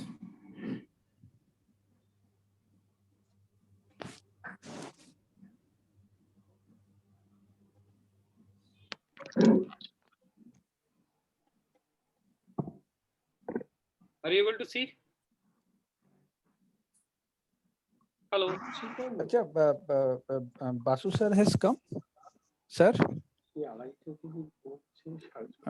If sir is there, please join us. And if any seniors are having any questions, Dr. Maiti, you can ask. There was one question that was put in chat box about doing pyelolithotomy and ureteric reimplantation in the same city, whether we can do it or not. It was, I don't, regarding that case which we were discussing about the young female, I don't think we should be doing an pyelolithotomy as well as ureteric reconstruction by whatever means in a single sitting in a 25-year-old female, because this scenario has happened during the operation and patient is not aware. We have to take a formal consent, and combining these two procedure will be lead to a very extensive operation and should be avoided as far as possible. We should tackle ureteric stricture first, and once it is done, then we can plan for a surgery, because she's having a very big renal stone.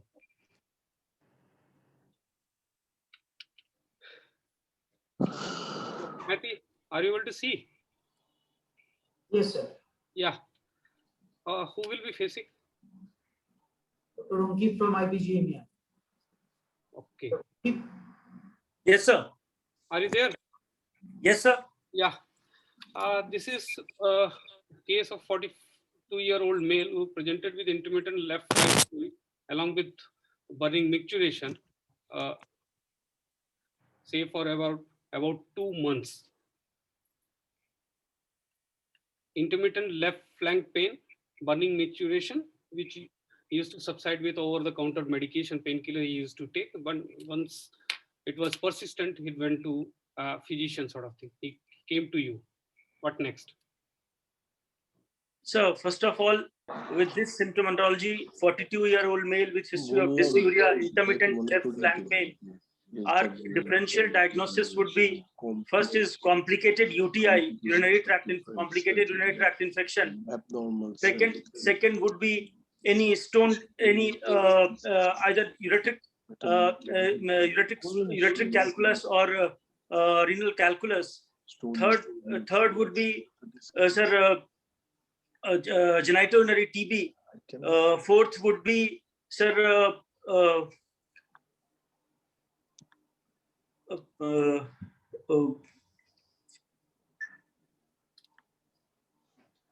sir,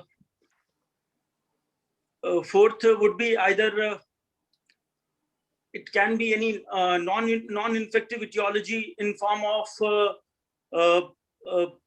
mechanical obstruction like ureteric stricture or urethral stricture, sir. These are 3-4 differential diagnosis, and then to rule out come up with a definitive diagnosis, sir, I would like to go for first I would like to go for urine routine examination, and then urine culture, and then sir, in which I can see in urine routine examination, we can see the urinary pH, whether it is acidic or alkaline. We can see the leukocyte sterase, presence of nitrite. We can see the presence of pus cells, presence of RBCs, presence of epithelial cells. We can see the specific gravity. Then, sir, the investigation which is there. Sir, so he is having, sir, he is having significant pus cells, sir, in form of WBC 10 to 15 per high power field, sir, with urine culture sensitive for E. coli, which is pan sensitive across the antibiotic spectrum. So then, sir, I would like to rule out the what is the etiology of his UTI, because it's a complicated UTI, urinary tract infection in men, considered as a complicated UTI. So I would like to rule out why this UTI has happened to him. So the first investigation I would go for, sir, ultrasound abdomen and pelvis, sir, with post-vital residual urine, sir.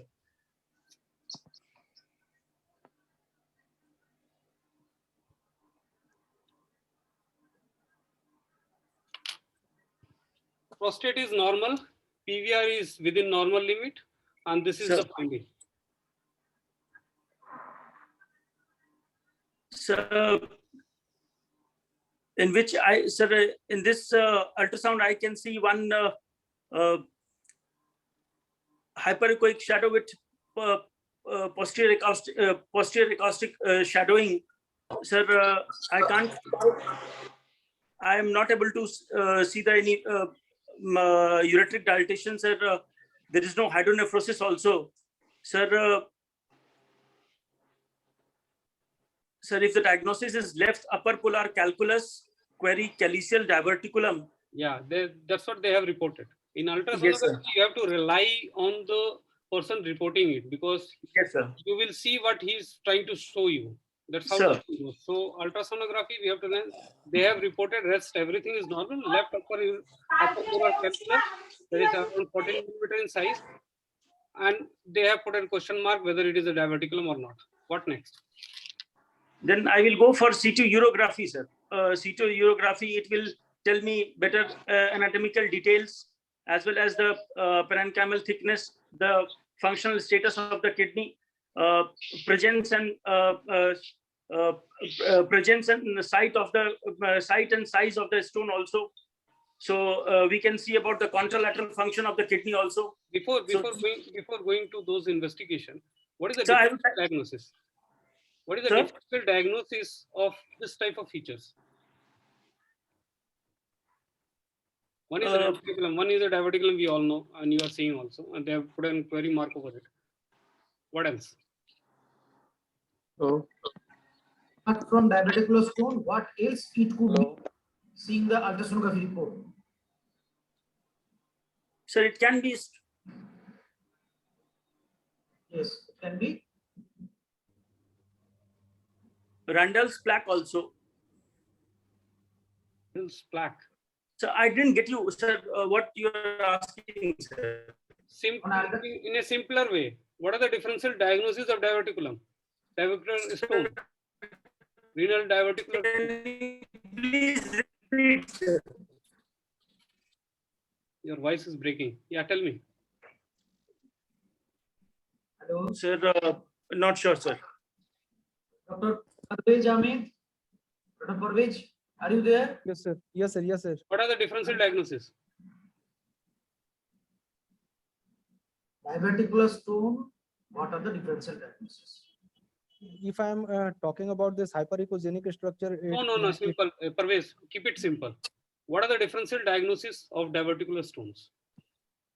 I have a kidney with an upper polar, say diverticulum. What are the other conditions which can mimic this thing? Upper polar validation. Dr. Go. Dr. Go, are you there? Yes, sir. Yeah. So it can be a block calyx. Yeah.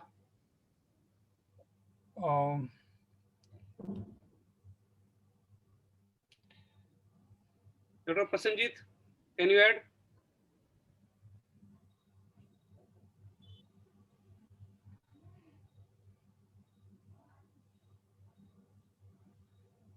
calcified genitourinary tuberculosis. I'm very calcified genitourinary tubercle. So we will discuss it. Think about it. Sir, see, this patient, I will be telling you because can it be a? Can it? Your voice is breaking, dear. I am not hearing. Hello, Dr. Ankit. Dr. Ankit, your voice is. You are not audible at all.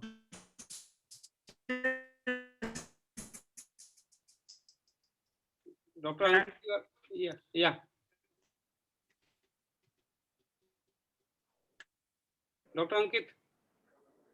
Can it be a simple renal cyst or calcium? Sir, can you hear me, sir? Yeah, now we can hear. Sir, can you hear me? Yeah. Sir, it can. Sir, can you hear me, sir? Yeah, I can. Sir, hear it can be simple renal. It can be a simple renal cyst also. Yeah. It can be simple renal cyst with calculus. Yeah. Yes. That's what I'm telling you. It is the simplest thing to ask for. And what are the differential diagnoses? It can be a renal cyst with calcification. It can be a blocked calyx with a hydrocalcosis sort of thing. Then there is a renal tuberculosis sort of thing. But first come first. It has to be a blocked calyx first, and thereafter renal cyst, and thereafter tuberculosis, and then tumor and whatnot. So this patient, you are asking for a CT scan. This patient came to us with both the things, CT as well as IVP. This is the IVP. Now you can read IVP. Although only 3 films are one control and 2 expletive films are there.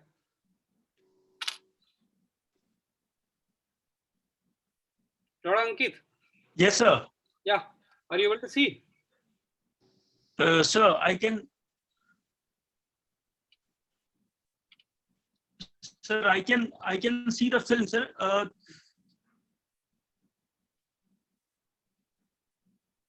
Sir, this is. Dr. Ankit, you have to do something with your microphone. We are not getting any. Both the sides are. Hello, sir. Can you hear me, sir? Yes. We are hearing, but it's breaking most of the time. Your voice is breaking. Yeah, tell me. Sir, I can see, sir, it's an intravenous spielogram showing both the kidneys with normal excretion of the contrast, sir. There is no, there is no there is no hydronephrosis, there is no dilatation of the calyx or any blunting of calyx seen, sir. On the left side of the upper, sir, I can see a non-communicating, sir, I can see a radio opaque shadow on the upper calyx of the left kidney, sir, which is non-communicating.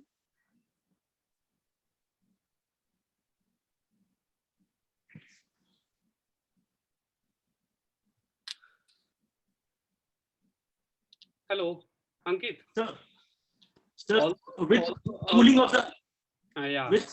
with contrast accumulation, sir. Okay. See, there is a contrast accumulation in second and third film, which you can see, and in first film, that is not there. Communication, although it is not very visible here, but there must be some sort of communication. That's why the contrast has gone there. And this is the CT scan.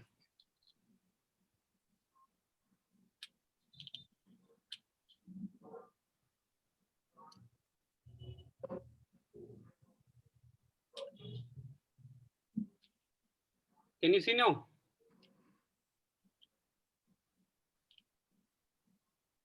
Sir, yes, sir, I can see, sir. It's a CT urography. It's a with normal excretion of contrast from both the sides of kidney. With the Sorry. I'm just log out. Just a minute.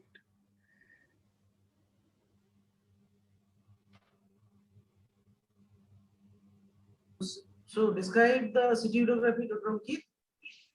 Sir, this was CT urogram in both the axial and coronal sections, sir, which is showing normal contrast excretion from both the kidneys, sir, with normal parenchymal thickness, no hydronephrosis, sir. There is a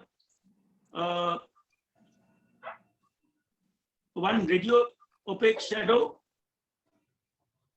on the left, radio opaque shadow present at the upper calyx of the left kidney, sir, which is with contrast, with pulling of the contrast, and it's non-communicating to the major calyces.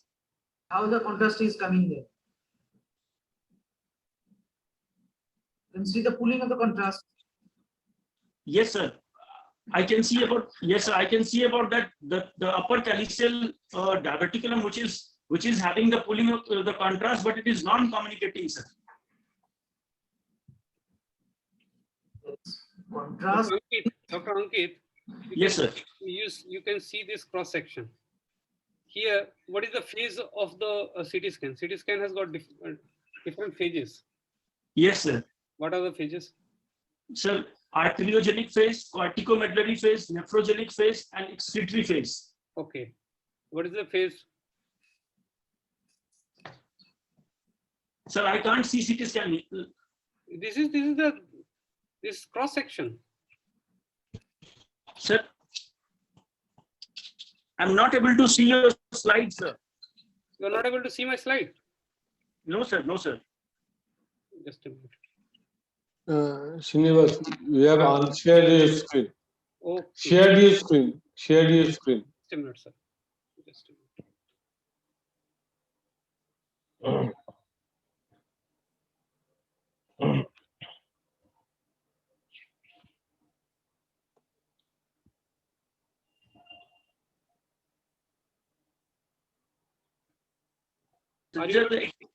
Yes, sir. Excretory phases of the CT urogram. No, I am talking about this cross section.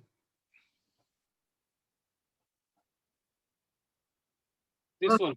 What you can see? Sir, arteriogenic. Sir, arteriogenic phase, sir. Corticomedullary. Sir, because we can see Your voice is breaking like anything, dear. Dr. Parvez, you just Yes, sir. continue. Sir, it is the arterial phase. You can see, we can see the dye in the axial section of the aorta, sir. This is arteriogenic phase. Yeah, this section is the arterial phase. Sir. We can see the aorta, and contrast we can see in the aorta, sir. You can see the nephrogram page also. You can see the cortex of the kidney. Yes, sir, we can say that like that. So, but the dye that has been present in the aorta on the basis of I have commented that most probably it is the arterial You phase. have to see the kidney, dear. You have to kidney. There are. You have to see both aorta and the kidney also. Right. Cortex is so bright. You can see the medulla separately. Yes. My idea was of showing this thing. When here you can see there is an stone in a dependent position. Plus, there is no contrast there. It's not an excretive phase. It might be a corticomedullary or an nephrogenic phase sort of thing. Here, the contrast is not there. And then in the coronal section, you are seeing the contrast is filling the entire thing. That there must be some communication. It cannot be non-communicating. It is another matter. You are not able to see the opening, see the neck sort of thing, but it is not communicating. You cannot say. And plus, whatever diverticula are there, they are not secreting.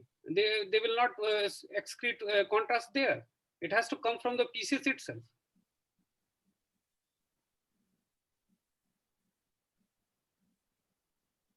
Dr. Ankit, are you there?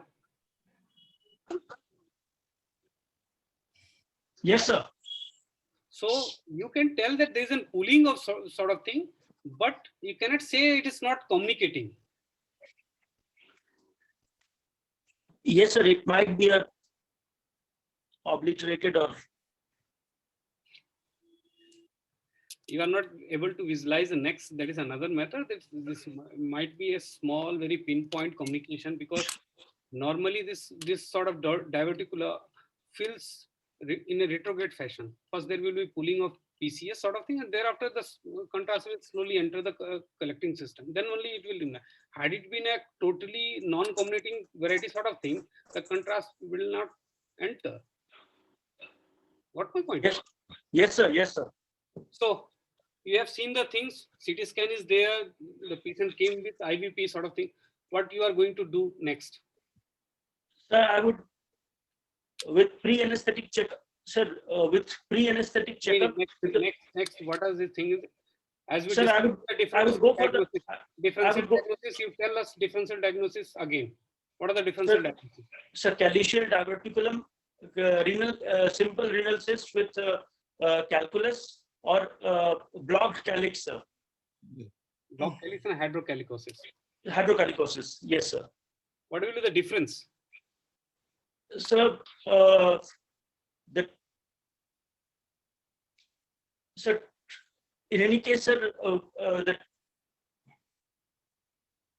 the presentation won't be differ, sir. It may, the treatment might differ for the few of the varieties. For example, if the calicial diverticulum is stone, we have to go for optimal intervention in form of PCNL, sir, in this patient. No, you are not getting my point. How you will differentiate calicial diverticulum with a block calyx, hydrocalicosis?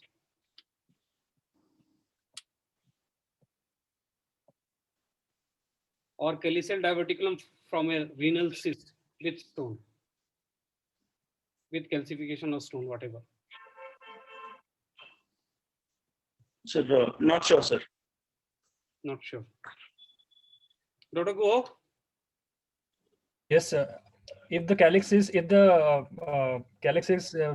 taking up dye, then it is most probably a diverticula.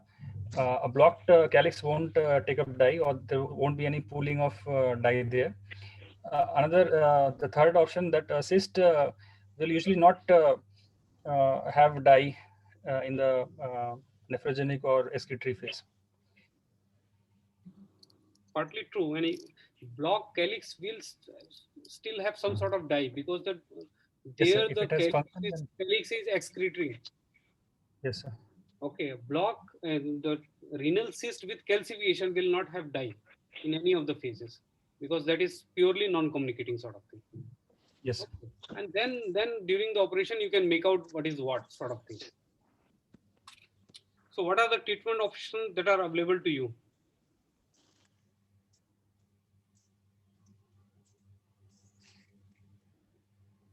Dr. Ankit, please. Sir, in this case, I would go for the PCNL, sir. I have asked for those. One is PCNL. Other options? Other option. Sir,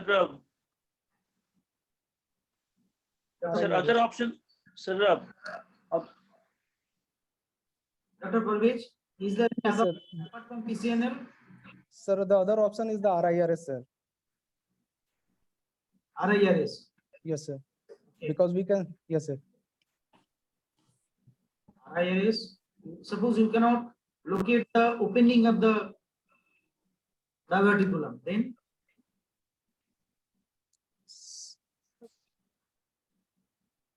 Sir, in that very narrow, sir, only the guide wire. Sir, usually it has been assumed that always there will be a communication between the diverticula and the PCS. It may be communication. Yes, it's a very narrow. It may be a thin membrane, sir. Yes, sir. In that clinical scenario, we have to just dilate it, and we can insert our scope into the diverticula, and after that we can perform RIRS. But as far as success rate is concerned, I am convinced with the point. Parvez.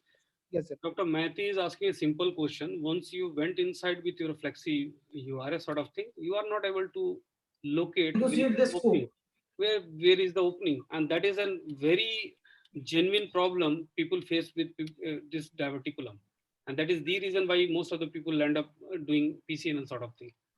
If you are not able to see the opening, how come you can proceed further? What you will do to maximize your chance to see the opening sort of thing? The tricks. Sir, we can. Yeah. We can, sir.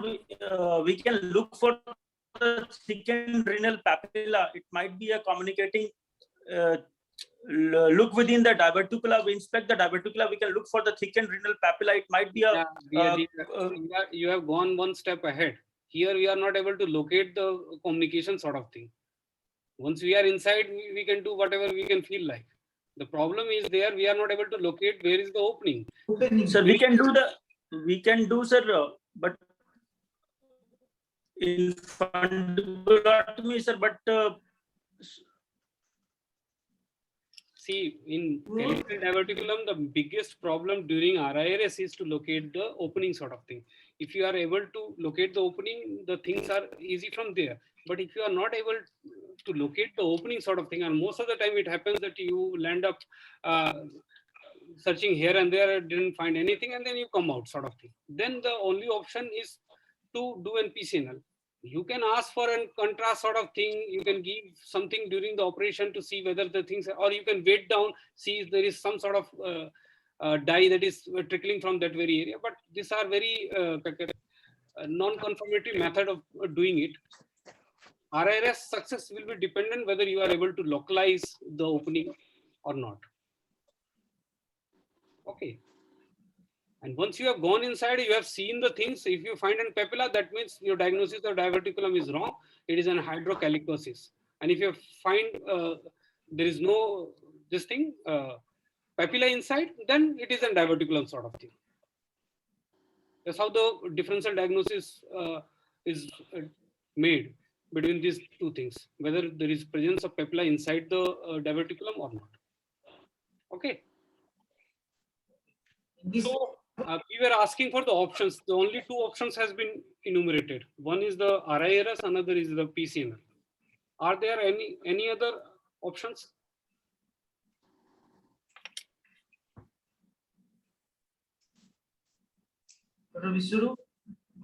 Yes, for a painful diverticular stone, we can third option will be ESWL. We can just break the stone and don't care about the drainage. Even if we break the stone, the pain will subside with ESWL.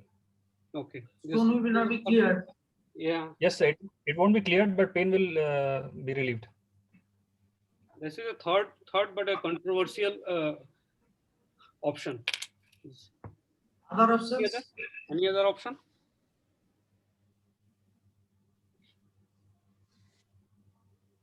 Dr. Prosenjit, any other option? No, sir. The PCNL, RIRS, and lastly ESWL. This is the EUA guidelines. Although PCNL, RIRS, and this shockwave lithotripsy are option, but there is an option that is laparoscopic or robotic or open, whatever you tell me. This is usually done for those diverticulum that are placed anteriorly, where you are not able to enter through below during RIRS, or if the patient is symptomatic, having a big stone burden, overlying renal parenchyma is very thin, thereby complicating the PCNL sort of thing. Here, the open option is still there. So once you are asked for an option sort of thing, the first and foremost, either you can tell RIRS or PCNL should be first and second. You can change according to your preference. Shockwave lithotripsy is a controversial option. You can put it last. Open or laparoscopic and robotic approaches is an option if it is an anteriorly located calyceal diverticulum with big stone with an overlying thin renal parenchyma. Got it? Yes, sir. Yes. Suppose in this patient, Dr. Ronki, you are going for PCNL, and during PCNL, you have a suspicion that you have injured the pleura during operation. How we can be sure that you have injured the pleura per operative? Sir, operatively, ETCOP is there first of all. Your voice is not very clear. Dr. Park. Yes, sir. Sir, if we have suspicion, yes, sir. Sir, if we have the suspicion of pleural injury, we have to communicate with the anesthesia team regarding the ventilation pattern. And apart from it, the intidal carbon dioxide will be raised. And apart from that, we can also make it confirm by doing a CM picture. In that, there will be lateral pulling of the air around the pleura. On the basis of that, we can confirm that yes, this patient may have some pleural injury. Right. The first information you will get from the anesthetic itself. They will find it very difficult in ventilating the patient. Second, the ECO2 will raise, and then you can, CM is always there in the OT. You can place it above and see what has happened that place. Okay. What will you do in that case? Sir, first of all, in that clinical scenario, we have to put a small, in cases of pneumothorax, we have to just put a small tube in the pleura. And apart from that, we also have to perform our procedure as we have already performed. And on the POD one, we have to make it confirm with the chest X-ray as well, sir. No, during operation, what will you do? You will abort the procedure, and no, sir. Sir, we can just put, because the patient has developed just the pneumothorax. In that clinical scenario, we can just put a small bore tube in the pleura. That is enough for the pneumothorax, sir. And you will continue with the operation.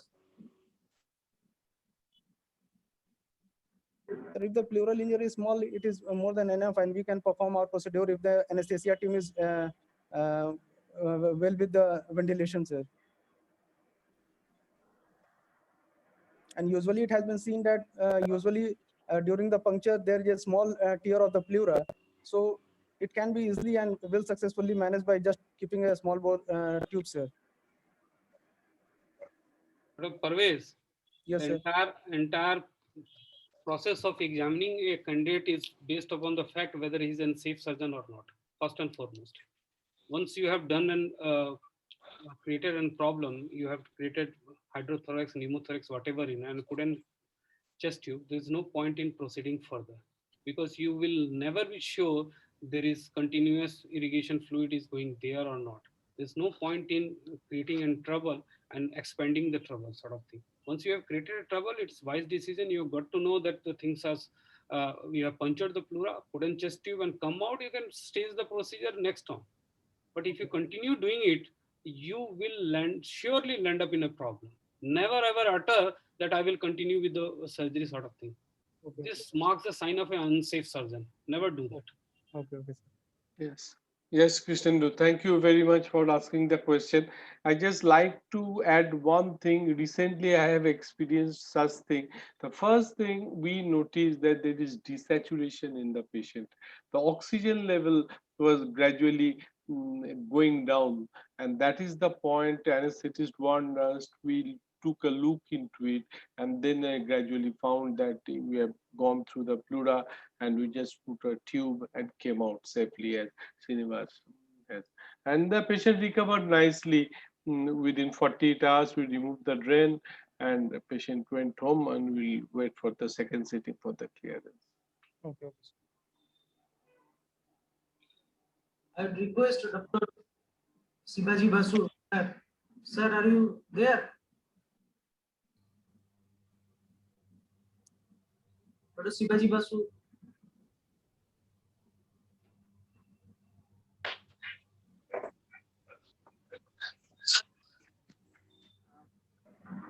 Dr. Srinivas, please continue your. Yeah, we have discussed the PCNL. I won't be going into detail of the PCNL. See, how do you do it? Dr. Prasanjit Bhaumik. Yes, sir. You have seen the diverticulum stone, the IVP and the CT which I showed you. How you are going to proceed? Sir, in that case, sir, I will do such stone directed puncture. You can do that stone directed puncture, that is well understood. But if you are having a UCAT in place, you can gradually fill up the calyceal diverticulum. It is filling up. It will take time, but it will fill up. That's well taken. You can do a stone puncture, but since the stone is there in the calyceal diverticulum, you can direct the stone. What are the difficulty you are going to face while you're doing a puncture sort of thing?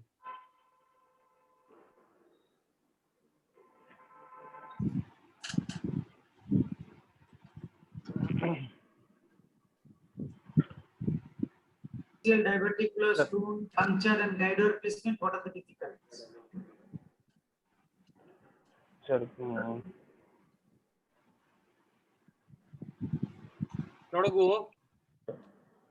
Yes, sir. First of all, placing the guide wire will be difficult because it will not have much space to stay, and if possible, it has to be tried. It is to try to put the guide wire inside the pelvis, but that is not most of the time possible, and so there is a chance of track loss with guide wire placement. And then again, for dilatation, there is less space. So oftentimes the sheath does not reach the diverticula, and it is most of the time underdilated, and that is also one of the problems. Which type of guide wire you will use in this condition? Yes, in this condition, I would like to prefer a PTFE, a steel core PTFE guide wire, because that is going to stay better in a diverticula. That is usually not the case, dear. It has to be a J-tip guide wire. Yes. That is the first one. Yeah. Elsewhere you can use a straight tip or J-tip, whatever you feel like. But in diverticulum, J-tip is preferred because it will take in shape of diverticulum. It will coil inside nicely as compared to a straight tip. First and foremost. And placing in super stiff guide wire will not guarantee you that you will maintain your access to the calyceal diverticulum. It is something else which is done in those circumstances. We have to use a safety guide wire for or placing a safety guide wire. What you will do? How you place a safety guide wire? We can use an alkane needle to place two guide wires. That has been yes, sir. specially designed for these conditions only, or in a Yes. calyx which is full of stone sort of thing, where you Yes, sir. cannot enter alkane camber. Yeah. So once you are there, you went inside, you use whatever lithotripter is there at your disposal to either pneumatic or ultrasound, whatever. And once you have cleared the stone, you have seen the things, and you are then what is the course of action in a diverticulum? After clearing, what you will see first? Sir, once we clear the stones, yes, sir. Once we clear the stones, sir, we will try to look out for the diverticular opening, that is infundibular opening. If we see a opening, we have two options. We can dilate the opening. We need to dilate the opening, or if we don't see a opening, we should cauterize the epithelium, diverticular epithelium. Once you have cleared the stone, the first and foremost thing which you will try to see is presence or absence of papilla sort of thing, because this will change the entire plan of action, next plan of action. You first look out for papilla so that you are sure that you are dealing with a diverticulum, not an obstructed calyx. Okay. So once you have seen the things, you will try to dilate the infundibulum if you find it. So after dilatation, how you will dilate, and if it is not dilated? Sir, we can pass a guide wire and then gradually dilate it with maybe first UCAT, then graduated ureteric dilators. And if dilatation is not possible, we can give an incision with laser. Where you will give incision? What location? That I don't know, sir.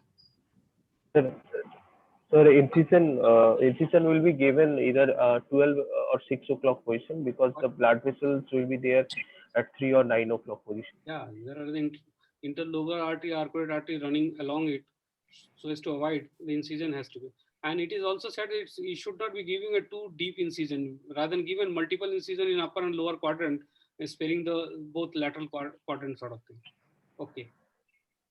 Then, sir, because of lack of time, we should pass to the person. Next, sir, Dr. Sibaji Basu, sir. Dr. Basu, yes, sir is there.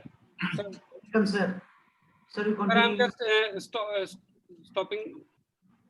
Yeah. No, but you are discussing on the last this thing, no? The stone was not found. So what happened? This is an interesting discussion. So somebody could answer on that one. Sir, if stone is not found, then it may be in the anterior calyx. Right. So that's one possibility, of course it is. Or you have not punctured in the proper place. So what is the next step? What you can think about it? There was a stone definitely shown on the CT scan in a diverticulum, and there was a loin pain, and you couldn't find the stone. So obviously you're not going to open the do an open operation to find the diverticulum. So what else can you do? What is the other way? Sir, we can proceed with laparoscopy guided laparoscopy guided stone removal. So do you think that will be possible? Laparoscopy, what is the indication for laparoscopy? Laparoscopic guided puncture is done where? What is the indication for that one? Sir, in you put me yourself in trouble. Sir, in ectopic kidney. Sir. Very good. And? And transplant kidney. Okay. So transplant kidney is superficial, so you don't need a laparoscopy. Pelvic kidney, you said, ectopic kidney, you said fine. And only other thing is that if you find on the CT scan there are colonic gas overlying the kidney, and there is no window to puncture, you can go through the colon, then there's only that is another indication for laparoscopic removal of the colonic thing, and then you put a puncture. This is not usual, but this is an indication. That's why I asked. But then, is there any scope of RIRS here?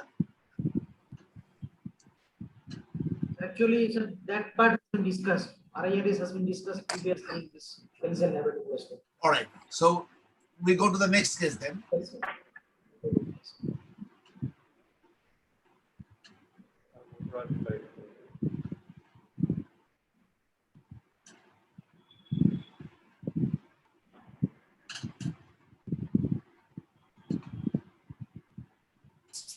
You can share your screen, sir.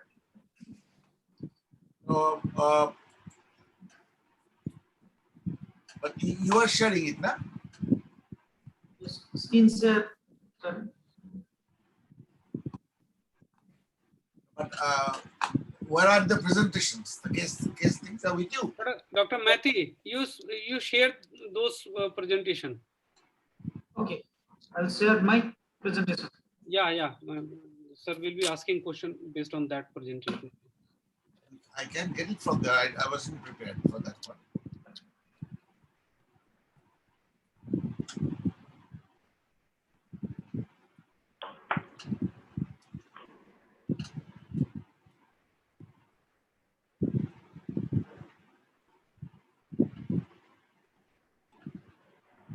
This was done. This is done. Next one. Right. Okay. So who is going to the victim? Husenji? Sanjit? Yes, sir. Where are you? Yes, Can't sir. see you. Yeah, okay. 54-year-old female presented with the chief complaints of intermittent left hand pain, fever for 6 months, and no history of hematuria, dysuria, vomiting. It's a known case of type 2 diabetes mellitus on insulin. And ultrasonography shows a large calculus involving all calyces and perimeces, no hydronephrosis. Creatinine was 1.9. Okay. Okay, Prasenjit. Now, Yes, before this last part was the CT scan finding was told. On the first three finding, the intermittent left flank pain, fever, burning, maturation. So what was in your mind? Diagnosis. She is, mind you, is a T2 DM on insulin. Sir, my differential diagnosis will be, sir, ureteric stone, followed by renal stone. So number 3, sir, genitourinary tuberculosis. Okay, fine. So that you're not very sure that this is definitely a stone. And the burning micturition, will it happen in a renal stone? Sir, burning micturition usually happen in the ureteric stone. Good. Very good. And also unassociated. It's a diabetic patient, can have a cystitis, lower urinary tract symptoms. Yes. So burning micturition, not necessarily is a renal stone. Okay, and the fever and the flank pain. Now you got a stone. Next slide. Yes. Creatinine of 1.9. Does it worry you? Next slide, please. Yes, sir. This is definitely. Why should a creatinine be 1.9 if the other kidney is working well?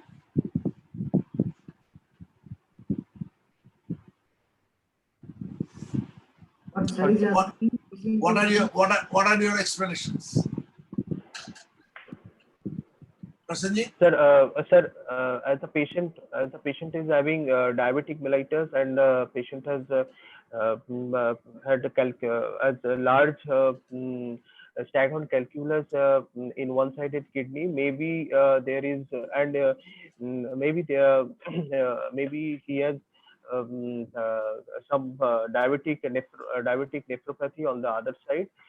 That's why his creatinine has been deranged. Very good, excellent. So that's number one. And number two, if there's an entrapped infection in the kidney, that can cause a sympathetic shutdown on the other kidney or lower function on the other kidney. But as you said rightly, so diabetic nephropathy is the first answer. And you're not sure about the right kidney function, do you? Yes, sir. That is not from this X-ray, not from this scan. You can't make out whether this small right kidney actually that is not contributing. Your sole functioning kidney could be this one, left one. You need that one to know before your treatment planning, don't you? Yes, sir. But as the creatinine is raised, so I cannot advise CCT in that patient, CCT or IV in that patient. What is the cutoff level of CCT? Sir, Why you cannot do that one? Sir, usually 1.4 is the guideline. Sir, 1.5. Guideline is 1.5, but you tend to do it in a lower level.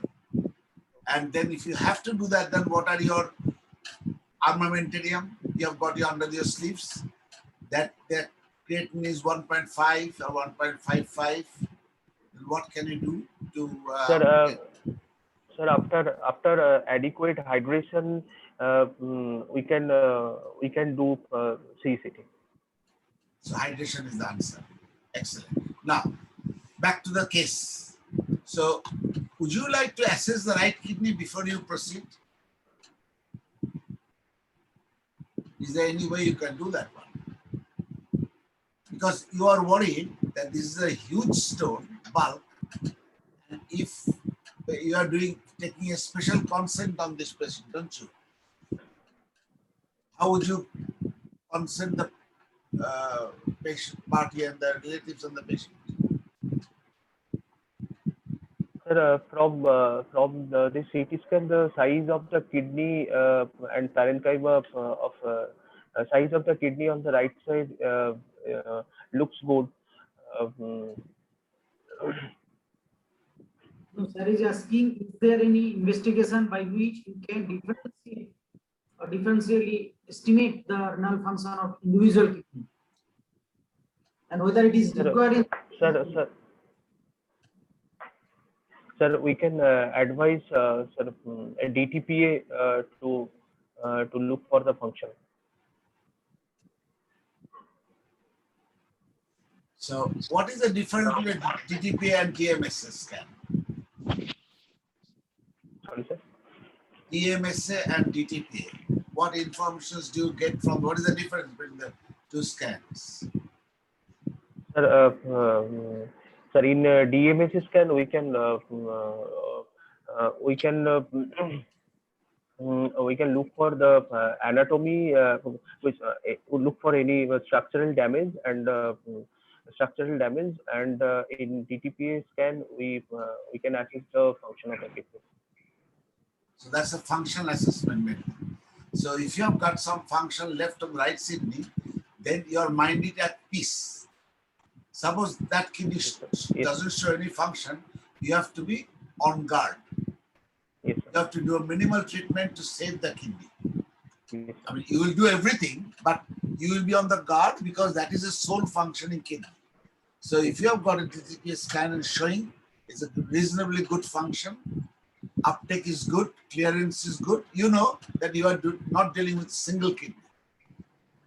Now then, so yes, please. Prasanjit, can we do Yes, DTPA scan with a creatinine of 1.9? Will it give us the correct figure?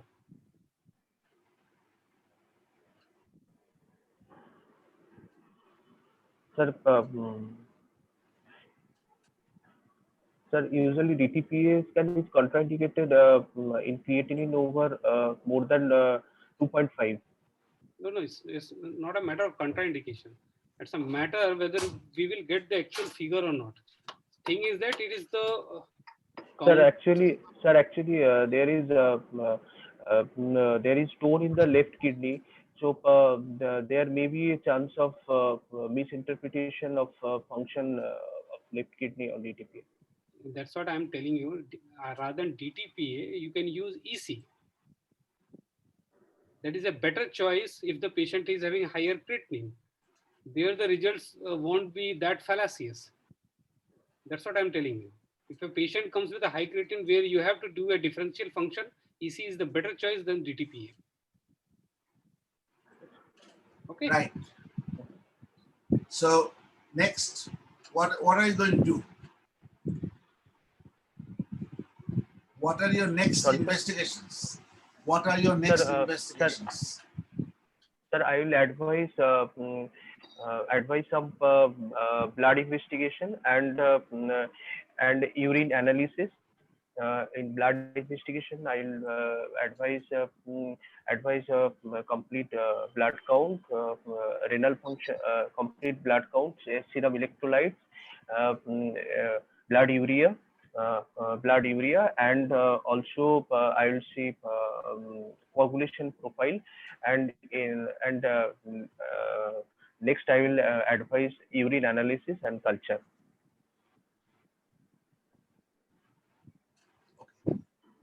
But you are going to do a surgery here, don't you? Some form of surgery. Sir, so what are left investigations? Sir, for pre-anesthetic checkup, pre-anesthetic fitness, I will advise serology, advise serology, blood grouping and cross matching, and chest X-ray and ECG.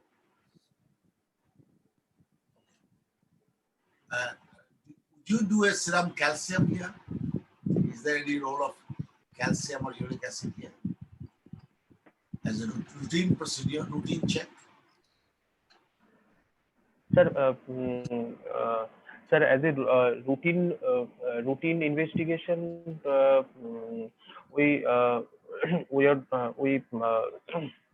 don't advise serum calcium, but from this CT, this is a staghorn calculus, mostly due to the infection. So in that case, I would like to advise serum calcium, IPTH, serum calcium, IPTH, fluoride, bicarbonate. So in a primary stone, you are talking about. It's a first time stone former. Sir, in first time stone formers, if patient has no risk factors but patient is interested, then I can do abbreviated metabolic workup. Okay, so that is a more reasonable answer. But why do you think that big a stone is formed? It's a huge staghorn. What are the possibilities?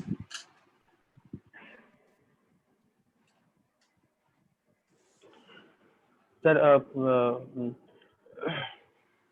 sir, as the patient is diabetic, so there is more chance of UTI, and from infection, the stone may be formed due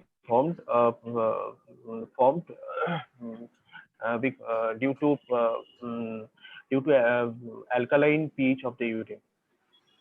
Do you think this is an infective stone? Do you think it's an infective stone? Hello. Do you think it is an infective stone? Are you able to hear us? Yes, sir. Yes, sir. Yeah. What is this? Go on. Sir, from CT scan, it looks like staghorn calculus. The most common cause is infection. What will be the Hounsfield unit here? Sir, by comparing the vertebra, I can tell this is more than 1,000 Hounsfield units. So what is the difference between bone window and soft tissue window? What is a bone window? So Hounsfield unit of bone is plus 1,000, and soft tissue Hounsfield unit of soft tissue is between 0 and 1000. No, window is soft tissue. Window is that you take soft tissue as a reference, and here you take the bone as a reference. So the stone, the size in a soft tissue window would be lesser in the bone window. So bone window is a comparison to your vertebra. You get a comparison to the Hounsfield unit. So this large high Hounsfield unit, is it usual for a unique acid stone or a cystine stone or a infective stone or calcium oxalate? Which one? Sir, infective stone. What infective stone? Sir, High. Sir, mostly infective stone. Maybe, sir, from Hounsfield unit, I can say maybe it is maybe, sir, it is a calcium oxalate stone. Oh, so it will be more calcium containing. That's why given the Hounsfield unit, na? Yes, sir. Yes, sir. So cystine stone will not have a high Hounsfield unit. Uric acid will be less. And the infective stone is the massive growing, quickly growing is the infective stone. You remove it today, within 3 weeks, this size of stone, that will be the infective stone. Okay, sir. So now, what investigations will you do here? What else? Do you want any investigation? You are good enough to carry on with the treatment. You have said about this blood investigations. What is the most important investigations which you have left? Is the urine test? Sir, coagulation profile. No, you have said that. You have said you have said blood biochemistry, serum electrolytes, serology, coagulation profile, blood grouping, cross matching. You have said it all. Very good. But urine you have said, na? That is the most important thing. Urine, sir. In urine. Yes. Sir, urine. Sir, yes. I'll look for crystals and pH. No. Urine operation before operation you have to know that either the urine is sterile or not. There is a severe infection or not. So you have to get a urine routine and culture done. Yes, sir. I've said it, sir. You have said, sorry, I missed it, sorry. But here, do you think it could be a primary PUG obstruction and then stones are formed? Is there any possibility? Sir, there may be a possibility of primary PUG obstruction, but to confirm it, sir, I have to remove the stone first. After that, I will assess it is the primary PUG obstruction or secondary PUG obstruction by doing DTPS scan after surgery and removing the DJ stent. But why do you have to do it after surgery? Would you not be doing a RGP, retrograde pyelogram?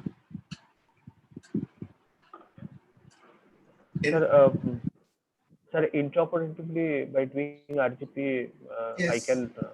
I can tell. That is the best thing. Why do you have to open the stone? Yes. Because RGP, if you see the stone is above the PUJ and there's an obstruction, you know this is not a PUJ obstruction causing the stone. So RGP will give you that one. Why do you have to do the RGP? Okay, before that, tell me what is in your mind? What operations do you want to carry on with this one? Sir, I will do PCNL for this patient. PCNL. And then would you qualify or quantify PCNL? Like, would you do a supine or prone? Sir, I'll do standard prone PCNL. Excellent. Supine is out here. Next door. Number 2, yes, would you do a multi-stage? Sir, before going to surgery, I will counsel my patient regarding few factors. First, this type of stone may require stage procedure. Number two, complications of this procedure. Uh, mm, uh, for example, bleeding, post-operative infection. Uh, uh, Number three, recurrence of the stone. Number four, residual stones. Number five, another another ancillary procedures in form of ESWL may be required after PCNL if there is a residual stone is left. Very good. So, what about the conversion? You have to open up. Sir, you have to do a intractable, uncontrolled bleeding. You may have to do a nephrectomy. You have to concentrate. Yes, definitely. Open surgery consent. Exactly. Open surgery consent. Yes. Now I'm going to ask you: would you be comfortable with the open surgery, or you will do a multi-stage PCNL? You have got a choice. Yes, sir. We'll go for multi-stage procedure, multi-stage PCNL. And how many punctures would you need, do you think? Sir, from CT, sir, it may require, sir, 3 punctures because there is stone burden in 3 different calyx, and from one puncture, it is not possible to clear all total stone burden. So that is your choice. Yes. And then you're doing a puncture. Which calyx would you prefer first? Sir, first I'll prefer the inferior calyceal puncture. Then you will and then you will do all the punctures together and then dilate that passage later on. Now, what I'm going to ask you, that is one part we have discussed PCNL and all the complications. I'm going to ask you, suppose you are not happy with this multi-stage PCNL. You can do an open surgery, extended pyelolithotomy, nephropyelolithotomy. What is your problem? What problems do you envisage? Because this is not a pelvic stone, this is a staghorn. That's why I'm asking. Yes.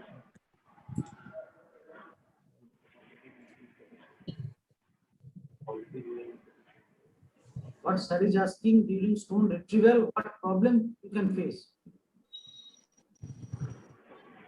Problem, sir. Sir. Yes, go on. What? Sir, as because the patient has impaired renal function, there may be a chance of alteration of coagulation profile. So there maybe, sir, profuse bleeding we may encounter. That is also true for PCNL. Here the problem is in the infundibulum part of all the calyx, mushrooming. Yes. So taking the main pelvic stone out is no problem, but you have to fracture it from all the calyx infundibulum, and then take the bulk of the stone out, and then take individual stones out. Now, when you count, if you are not happy with the PCNL, if you are going for open surgery, in that case, sir, if all the stones, if all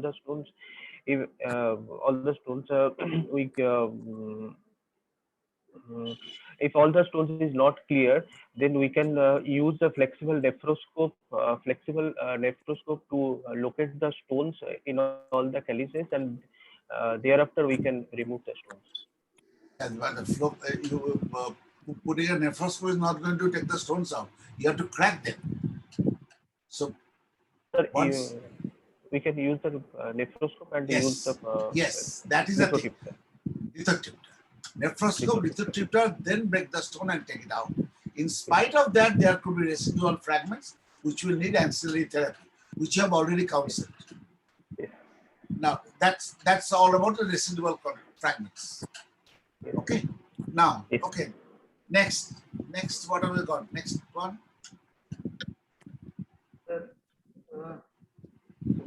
Yeah, this is a.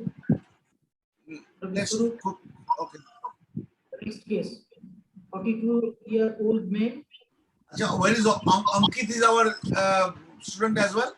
Yes. Ankit is not answering anything. Yes, Dr. Ankit. Ankit, you answered this one. Chalo. Yes, sir. 42-year-old male had a past history of pain in the left flank, diagnosed with the PUJ calculus, for which he underwent surgery in the year 2015. Again, patient presented with left hand pain, intermittent fever. It is a known case of diabetes mellitus, oral hypoglycemic agent for 5 years. Creatinine is 1.3 milligram%. Now, okay, interpret that one. Ankit, what have you got? Sir, with this history, sir, he's a 42-year-old diabetic man on OHA with recurrent history of urolithiasis. With history of left open pyelothotomy some time back, and now presented with recurrent UTI and left PUJ calculus. And he's a diabetic with deranged renal function. So, sir, the first thing which comes in my mind is a recurrent stone former. It is a patient of high risk recurrent stone former, sir. So, even after we do all those things to get rid of the stone, first of all, we have to evaluate this patient so that we should know the etiogenesis of the recurrent stone formation, sir. What are they? What do you mean? First of all, sir, this patient is a high risk stone former. So we have to start with if you want to go for the basic blood investigations. No. We'll go Sorry, Ankit. Calcium. Ankit, sorry to stop you. Now let me manage the patient.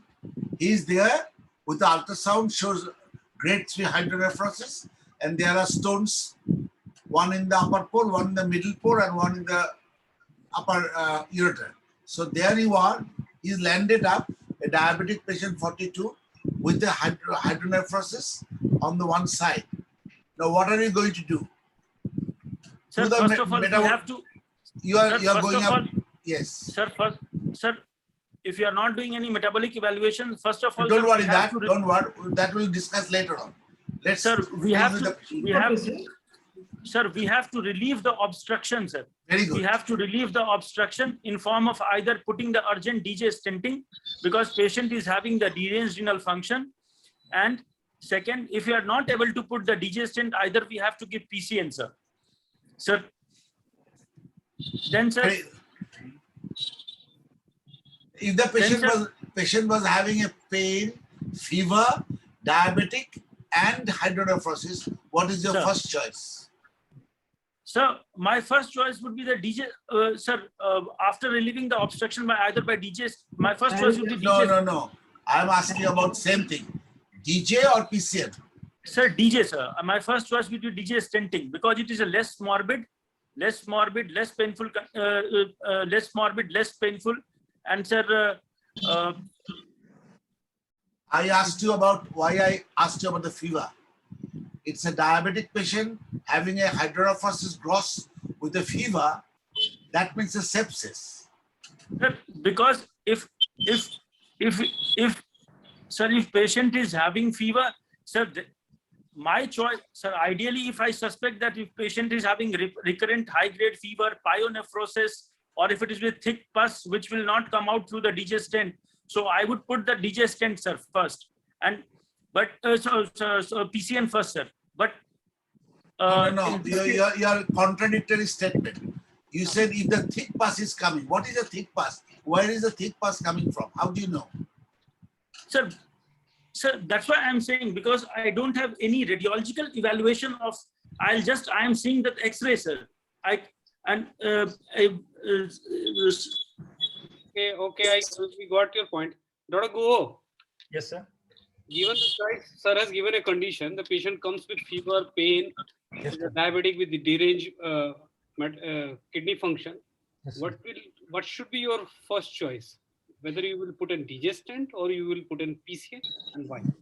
I'll put a PCN, sir, because PCN will be a shorter procedure, and stability of patient is also to be taken into consideration. If he or she can be put into lithotomy position, and nephrostomy can be done under local, whereas digestant can sometimes need spinal or Yeah. sedation, IV sedation. Ankit, you got it? sir, I got. That is the patient with fever, anesthetist won't allow you any. Ankit, why we have given this picture is this stone sitting here impacted and looks like you cannot do a local anesthesia, a digestant, probably not. Yeah. You have to give some sort of anesthesia. So in that case, in this sort of situation, diabetic patients, young diabetics are always very problem patient with the creatinine already 1.3. So simple PCN is better. But here yes, they have tried a digestanting. They have tried it. I mean, there is my choice would be the PCN. We are all given our points. But if you say I'll try the digestant, nobody is going to kill you. And if you are successful, you then even the fever is there.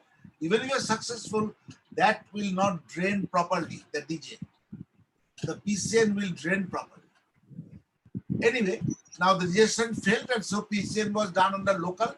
Now then, what is next? 1 second, may I comment? Sudeep Chakraborty. Yes, please. Another thing we must remember about the medical legal aspects, trying to go for WJ stenting and landing up in troubles, sometimes in such an infected case. Suppose in that case, one will go for these medical legal problems as well. So PCN is always safer. Thank you.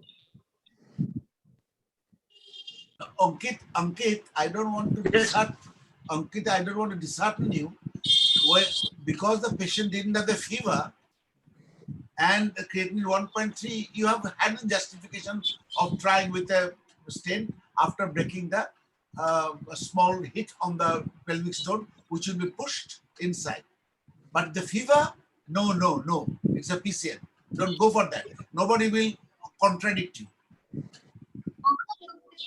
Now then, creatinine came down to 1.1. What is your next plan? Right. Right. Next slides. Next So, slides. The next plan. Yeah, go on. The non-contrastivity shows Your voice is breaking, dear. Your voice of various size in middle calyx and one. Sir, can you hear me, sir? Yeah, now we can hear you. Yeah, go ahead. Yes, sir. Anesthetic. Yeah. Sir, after pre-anesthetic checkup, if patient is fit for surgery, sir, I would go for retrograde intracranial surgery, sir. RIRS would be the better choice in this patient, sir. Patient is having a PCN in situ. Why not use this track? Sir, I can.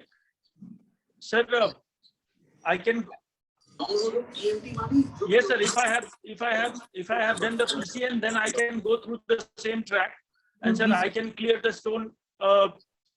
Ankit, try to understand. We are discussing this case. This patient. You are discussing this case. This patient underwent an PCN for his problems. The PCN is still there. Then you should not ask. RRS Yes, should be the first choice. Sir, then I would go for. Then I would go for the. Yes, sir. Sorry, sir. Then I would go for the PCNL, sir, through the same track. Yeah. Good. Right. And then would you put a DJ stent or not? I will put the DJ stent as well as the nephrostomy both, sir, because it's an infected system. Sir, I would put the nephrostomy as well as the DJ stent both, sir. How long you are going to keep nephrostomy? Sir? How long you are going to keep nephrostomy?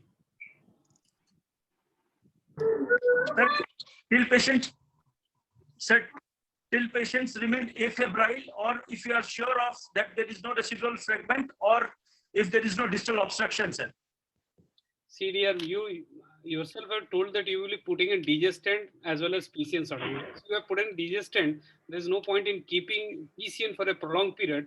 And after he has recovered from his fever and sepsis sort of thing, creatinine has come down. There's no point in keeping nephrostomy for a prolonged period. The DJ is already there. It will take care of lower down obstruction. Sir. In fact, you have done the operation PCNL in a supposedly sterile kidney. Yeah. And so it is not imperative to keep a PCN catheter as well.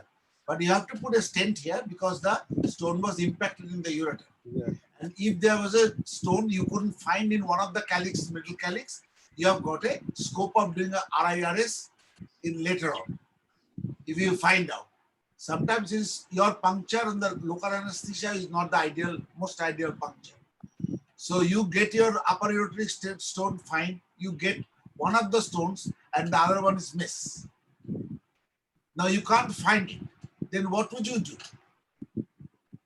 Would you do another puncture?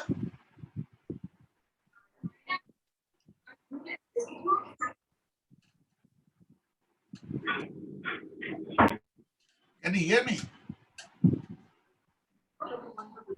One stone is missing.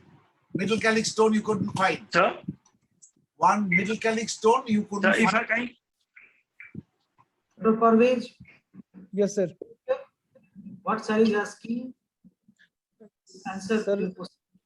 Sir, if the middle calyceal stone is not possible to negotiate through the inferior calyceal puncture, may be possible. In that clinical scenario, first of all, we have to see the stone in the C arm, and after that, we have to confirm what's the position of that particular stone, and accordingly, we have to puncture that particular calyx, sir. That's another thing, and you will be doing a separate puncture. What else? What other thing which you can use during the operation itself to reach up to stone?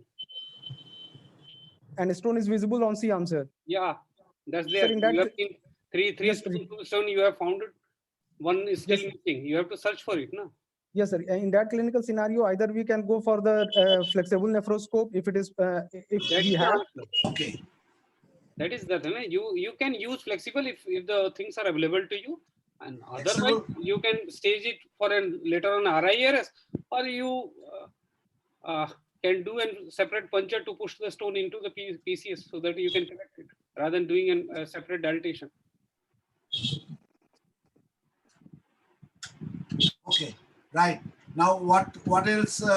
What sort of metabolic evaluation you do now? Ankit, you was talking about this metabolic evaluation. Sir, regarding the indications, sir, I would go for the basic profile as well as the abbreviated profile. In basic profile, we ask the patient for serum calcium, serum uric acid, serum electrolytes, as well as we'll look for IPTH, serum IPTH. Then, sir, in abbreviated profile, we take the history of the patient. If patient is taking any drugs, if patient is having any history of hyperparathyroidism or any history of any nephrocalcinosis, metabolic syndrome, sir, then we'll go for basic. Then we'll go for stone. If we know the stone analysis of this patient, that if he has come for the second time, if there is no stone analysis. So that you should have told first. You have done a PCNL here. You have got the stone in front of you. So then we can go for first. We have to go for the stone analysis by X-ray diffraction or infrared spectrometry. If, yes, so sir. that you should have told, and then the metabolic evolution. So Then what is the risk stratification?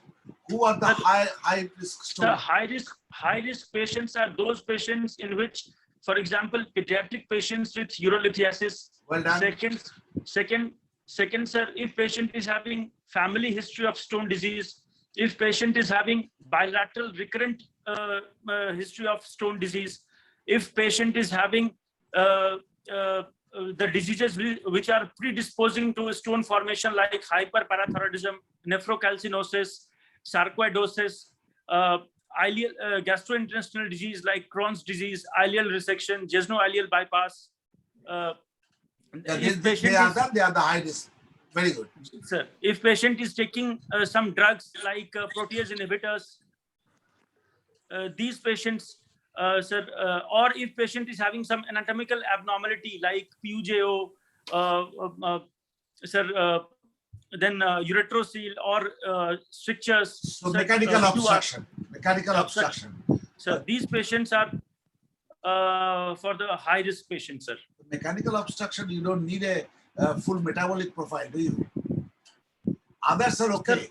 But that is a cause. To relieve the cause. But what is the role of 24 hours urine test? Sir, 24-hour urine collection we do, in which, sir, we can see ideally we should take two 24-hour urine sample in which we can see the urinary pH, urinary volume, urinary pH, urinary volume, urinary specific gravity, urine for oxalate, cysteine, calcium, sodium, phosphate, potassium, and chloride, sir. All these things we have to look for so that we can rule out if patient is having some disease which is predisposing for some disease in which he is prone for the recurrent stone formation.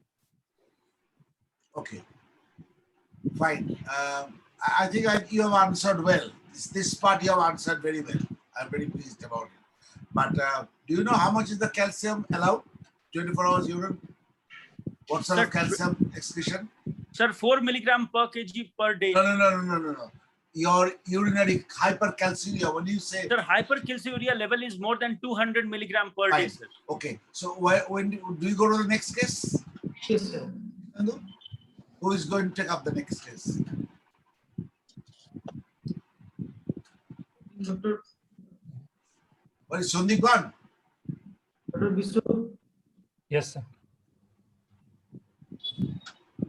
64-year-old male patient presented with the chief complaints of increased frequency of urination, cloudy urine, lower abdominal 2 months. Now, ultrasonography, there's a large bladder diverticulum, which is 3 into 2.5 centimeters within the diverticulum. Prostate 54 cc.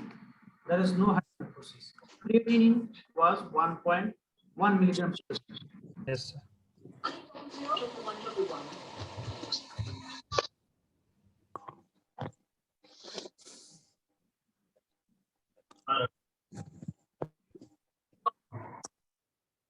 Who is going to answer? Yes, sir.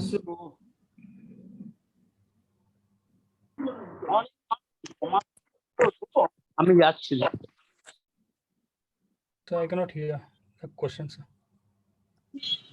Who is going to answer? Dr. Guho. No, this is a straightforward. Give the treatment regime. How will you treat this? You have seen the CT scan? What Yes, is it sir. next? There is a prostatic calculi, hypertension plateau in the prostate. No. Patient is having urinary bladder diverticulum with a stone inside and prostatomegaly. Yes, sir. So we have to approach both the prostate and the urinary bladder together. We have 2 options for that. We can go for either percutaneous cystolithotepsy and together with transurethral resection of prostate, or we can go for direct open surgery with removal of bladder stone along with open prostatectomy, that is Miren's procedure. Stone is Not inside the bladder, it's inside the Stone bladder. is in the diverticulum. Yes, sir. We have to remove the stone from the diverticulum, and diverticula has to be excised. But you did not mention it. Yes, sir. So basically, it's a diverticulectomy with the stone removal. Yes, sir. So, how would you go? Percutaneous stone removal से क्या होगा फायदा? Yes, sir. In case of a diverticular stone, percutaneous removal will be not enough. We have to go for open cystulotomy along with diverticular stone removal. Then we have to go for intravesical or intravesical diverticulectomy, and then we can, in the same procedure, we can go for Millen's prostatectomy. Once you have opened the bladder, why you will be doing a Millen sort of thing? Yes, sir, go for flares. We have to go for flares, not Millen's. I'm sorry. Bladder, you have opened the bladder anyway. So yes. How will you remove the diverticulum?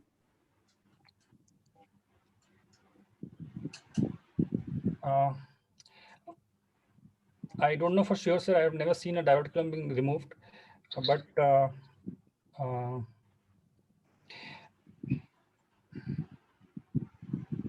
what is a bladder diverticulum in the anatomically? What sort of layer? Yes. A diverticulum does not have a muscular layer, so there is no detrusor covering a diverticula. We can just pinch back the mucosa inside the bladder and then excise the boundaries, and then again reapproximate the mucosa and detrusor. Okay. And so not necessarily if you have got a difficulty in excising, sometimes there's a lot of additions there. So you don't have to do a open prostatectomy there. You can leave it for later on and do a transurethral dissection. But what is the problem? Leaving the prostate like that? So it most probably the stone was formed due to diverticula, and the stone was formed due to some kind of obstruction. So the reason for the stone formation was a bladder outlet obstruction. In this case, it was enlarged prostate. And so if we leave the prostate as such in the present scene, he is ultimately going to land up into a recurrent stone, or may need prostatic surgery later in the form of transurethral resection or an open surgery. Yes, but this stone, do you think it's a congenital diverticulum is congenital, or it is a effect of the obstruction? So Sir, for that, has, yes, sir. Sir, it has to be decided after performing the cystoscopic evaluation. On the cystoscopic evaluation, on the basis of trabeculation, we can suspect whether the patient is having secondary bladder outlet obstruction due to the prostate or not, or whether the patient is having the congenital diverticula. If the patient is having the trabeculation, we can suspect that most probably this patient is having secondary diverticular formation. So on the basis of that, we can decide whether we have to perform TURP or not, sir. Yeah, TURP prostate has to be resected, but question is that whether at the same sitting or not, because same sitting, if you do not, you have to leave the catheter for a longer time for the bladder to heal properly. Otherwise, there might be a blowout in wherever you have, if there is an obstruction, retention again. So that is the only thing. You don't have to, you are not committed to do two together at the same stage. Your diverticular may be difficult sometimes because of the additions, because of the stone. Stone causes it, sort of xanthogranulomatous reaction outside. So it sometimes is difficult. So you are not committed to do it. Just put the catheter for longer time, let the wound heal properly, and then you do the transurethral section. Okay, next one. I think that was an easy one. Next is 54-year-old male presented with Dr. Posenji. Okay. Dr. Posenji. Yes, sir. 54-year-old male presented with intermittent right flank pain, months, no history of hematuria, dysuria, fever, and on you can see 5 into 1.5 centimeter calculus along the line of the right ureter. Creatinine is 1.1 milligram %, and this is the Intravenous ureter. Yes. What is your diagnosis? Sir, my diagnosis is right-sided ureteric stone, right-sided mid-ureteric stone, upper and mid-ureteric stone. What is the upper ureter? What is the mid ureter? Sir, sir, above the pelvic brim or iliac crest, it is the upper ureter, and from pelvic brim up pelvic brim up to the lower border of sacroiliac joint, it is the mid ureter, and below the sacroiliac joint, it is the lower ureter. That's one part. The other part is that you can go to the ischial spine, and from the downwards is the lower ureter. There. For practical purpose, that's the thing. Now here, what is your mode of treatment, Prasenjit? কি করবে এটাকে? Sir, sir, I will do open ureteral lithotomy. আচ্ছা। Other options apart from open? Sir, sir, apart from open lap ureteral lithotomy is another option. Fine. But That's as a basically you are not going to try for the URS lithoclaster laser lithotripsy, not at this size. because the size large size of this. So this is a plus indication for laparoscopy. That's fine. Sir, or if you are not comfortable, do it open. Who said? Because the major part of the stone is below the pelvic brim, so in that situation, laparoscopy might be difficult.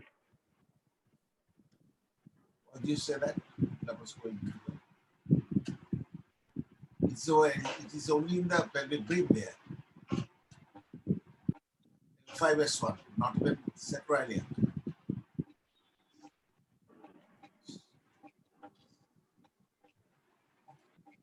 No, I think that is very important. You don't have to cut the whole length of the ureter. You have to see the size of the stone, the shape of the stone, and accordingly you give an incision and take the stone out. Okay, sir. Not against the stream. That will avulse the ureter. Okay. And then would you put a stent or not? Sir, I will put stent in this patient because of the large size of the stone, and second thing, the stone is impacted in this case. It was not a hugely impacted stone. The ultrasound, there is not a gross hydronephrosis, is it? Yes, sir. Yes, there is one. There is some. Achha, also, what I would suggest, while you are putting the stent, you will be putting a ureteric catheter. You take some urine from the kidney for AFP, tuberculosis. You can see the ureteritis on the upper ureter. It is more a ureteritis rather than a dilatation, and this sort of stone is not usual stone. You don't find that sort of stone. If that stone forms, and it forms a almost non-functioning kidney. So it gave some passage to the urine. So it will be a nice idea before you close and put a stent, take a urine for sample for AFP or PCR or bacterial tuberculosis. As the kidney is not hugely dilated. Yes. It also goes in favor of GU-TB sort of thing. We must exclude that one. It's not a usual thing. Next one. How many cases left for done. today's discussion? We are beyond time. Huh? Yeah, we have crossed 8 p.m. sir. Anyway, how many cases left? Till 1 or 2, you should continue. Sir, you should show your case, sir, which you. Achha, okay. Planning. So this is show this place. One this is a short case. Just show the film. No, what is the film? Dr. Mahathi. just Achha, let me then give my one. Yeah. Let me give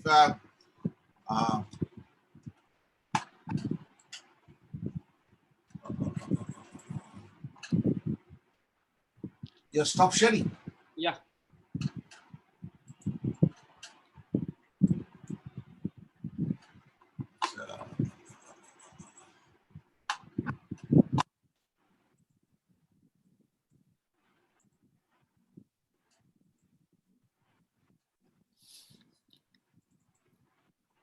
Income source.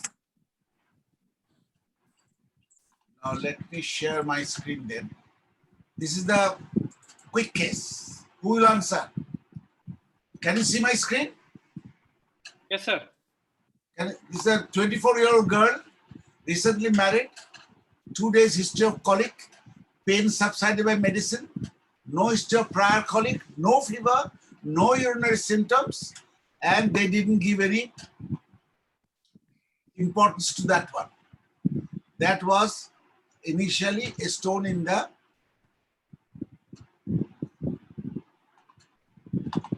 yeah.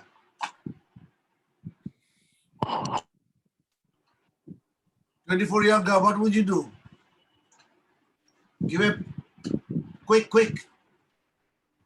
Would you do a conservative treatment? Dr. Parvez. Yes, sir. Please, Dr. Parvez. Sir, only on the basis of ultrasound, it has been picked up that the patient is having the hydronephrotic changes. But it is to make it confirm whether the patient is having the calculus or not, it is better to perform the NCCT KUBs first of all, sir.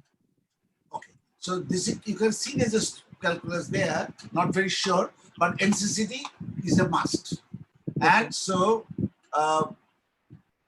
and before NCCT, what would you do? Ask the patient about the 24-year-old recently married. Now let me come to the point. Nothing was done. It is not the fault of the doctors. The pain was subsided. Nothing was done. Now she became pregnant. Presented 3 months later. That showed hydronephrosis. Now what would you do? 3 months pregnant. Now there's a hydronephrosis. Fever, 101 temperature, pulse, tachycardia, tenderness left femoral angle. What is now catch-22 situation? First time pregnancy. Sir, first of all, we have to perform the USG, we have to repeat the USG KUB, sir, in the pregnancy period, sir. USG KUB is there. Sir has shown you. Hydronephrosis is there. Sir, sir, even after having the report of USG, it is better to consult with the radiologist who has performed the ultrasonography, because most of the time when the patient is pregnant, there is possibility of hydronephrotic changes on that particular site. Hold on, Parvez. Hydronephrosis in pregnancy happens, everybody knows. Yes, sir. Side is it happens most, and when it happens? Usually on the right side, it is more happen, and most probably it started after the 6th week and 6 to 12 weeks, sir. No, it comes very late, and it's mostly on right side sort of thing. So that's the physiological changes. Yeah. Yes, but sir. here there was a stone, neglected. Now hydronephrosis. Now sepsis. Now primary, the first pregnancy. What is your next line of treatment? Sir, we have to perform ultrasound guided PCN, sir. Okay. Now before that one, let me ask you, all of you, all four, the imaging in pregnancy. Ultrasound is no beyond any question. Now tell me about the next one. Ultrasound, you can't find the stone. You MRI. show The next are MRI without contrast. MRI without contrast. And then what else? Then sir, low dose CT. Contrast CT can be done. Low dose. CT? Yes, sir, low dose CT. What is the radiation in MRI and CT and IVU? Can I ask you? Sir, So in MRI there is no radiation exposure. In IVU this is 3 millisievert, and in low dose CT scan it is also 3 millisievert. So all are allowed. All are allowed or not? Dye is not allowed. Dye should be avoided in case of pregnancy. Dye, I'm not talking about dye. MRI is the next good thing, yes, but the MRI will not show the stone. Yes, MRI show the dilatation and the level of obstruction. Yes, sir. So the CT is on or off, I'm asking. So we can do a low dose non-contrast CT. No, you can't do. CT and IVU, the limited film of IVU, not on the first trimester. Sir, in between 8 to 23 weeks, we can't do IVU or CT. In the late pregnancy, you can do that one. So usually, the next investigation should be the MR that has already mentioned by him without the contrast. And the last we have choice the low contrast CT, sir. Low dose CT, sir. Yeah, low dose CT and IVU, mind you, it is not that difference. Both are permitted range is 5 and both are at 3. But if it's a desperate situation, then only you do it. But you tend to avoid it. I mean, nowadays the guidelines everywhere they say it is allowed with a reservation, offline license like that. So unless it's desperate, you mustn't do that. But you can do it only 30 minutes film and 30 minutes film. That's all. But low dose CT is the preferred. MRI, if it shows a level of obstruction, that's good enough. Next, what would you do? Investigation. Now, what is the treatment now? Long way to go. It's only 12 weeks. Anyone? Any offer?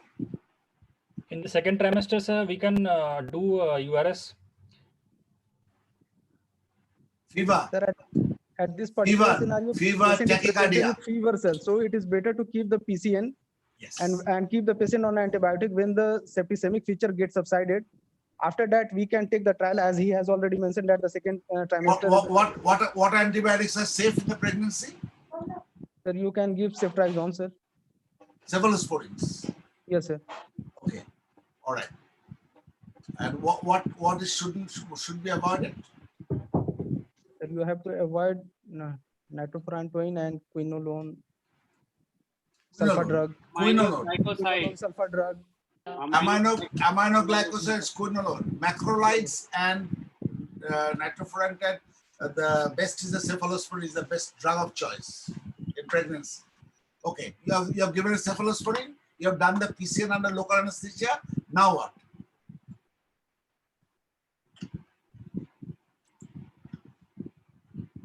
Now what? Would you leave the PCN till the end of the pregnancy? No, sir. Then what would you do? Sir, when the patient is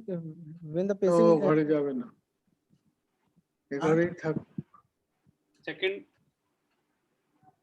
you were telling the things now. Yes, sir. In second trimester, we can perform because it is found to be safest period. So we can perform the URS and we can perform the laser lithotripsy as well, sir. Would you give anesthesia? What is the risk of the time of pregnancy miscarriage?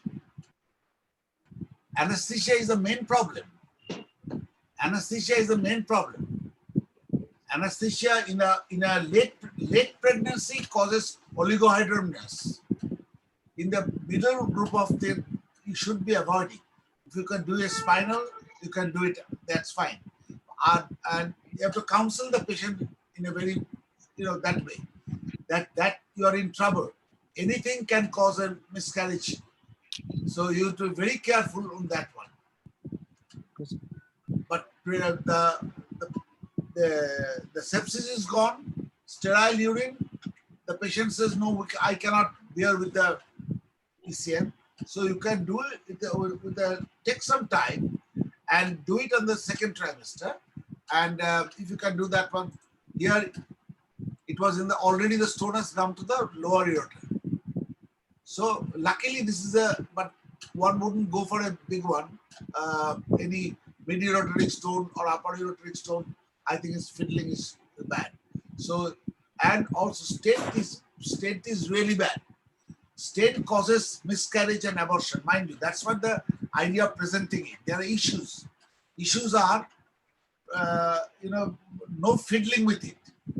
Chance of miscarriage. Antibiotics. No stent. Stent causes irritation and the miscarriage. So you do that stone and put a ureteric catheter for one day and then leave it and then take the nephrostomy out there. But you don't keep a stent for next 3 months. Okay. So that is basically the message I wanted to give through this one. Anyway, that's all right. Sir, we are already having, sir, 3 hours over. So I think.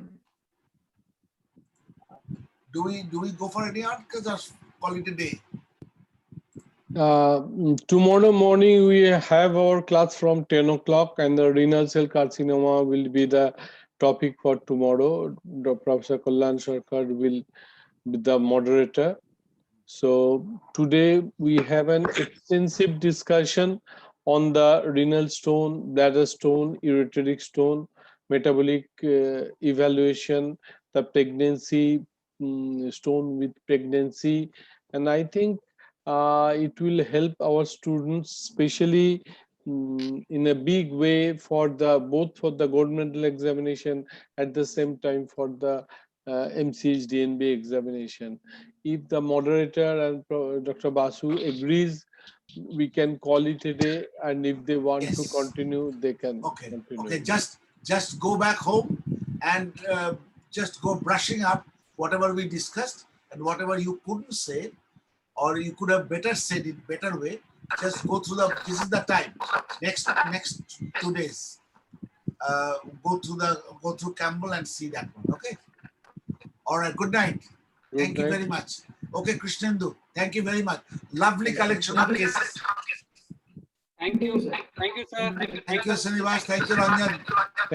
Thank you, everybody. Krishnendu, good so much collection. of time. Good collection. So much of time for academics, for BUS, and thank you, Christian, especially for moderating the session in a very nice way, so that every aspect is covered. Sometimes we will also discuss the present role of ESWL, which is gradually resurfacing in the era of RIRS, because I was observing that all the students, they're very keen to do RIRS, but yeah, that is a technological development they are learning in their learning phase.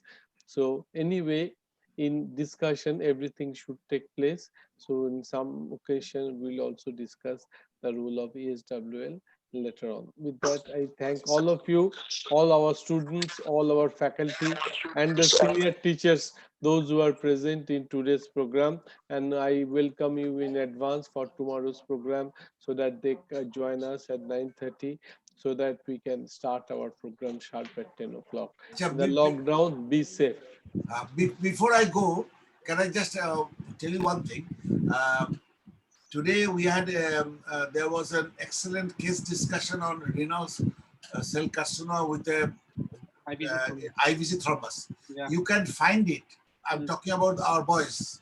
You can go to the Facebook and search for ULTO, ULTO, ULTOE, ULTO, and you find it there.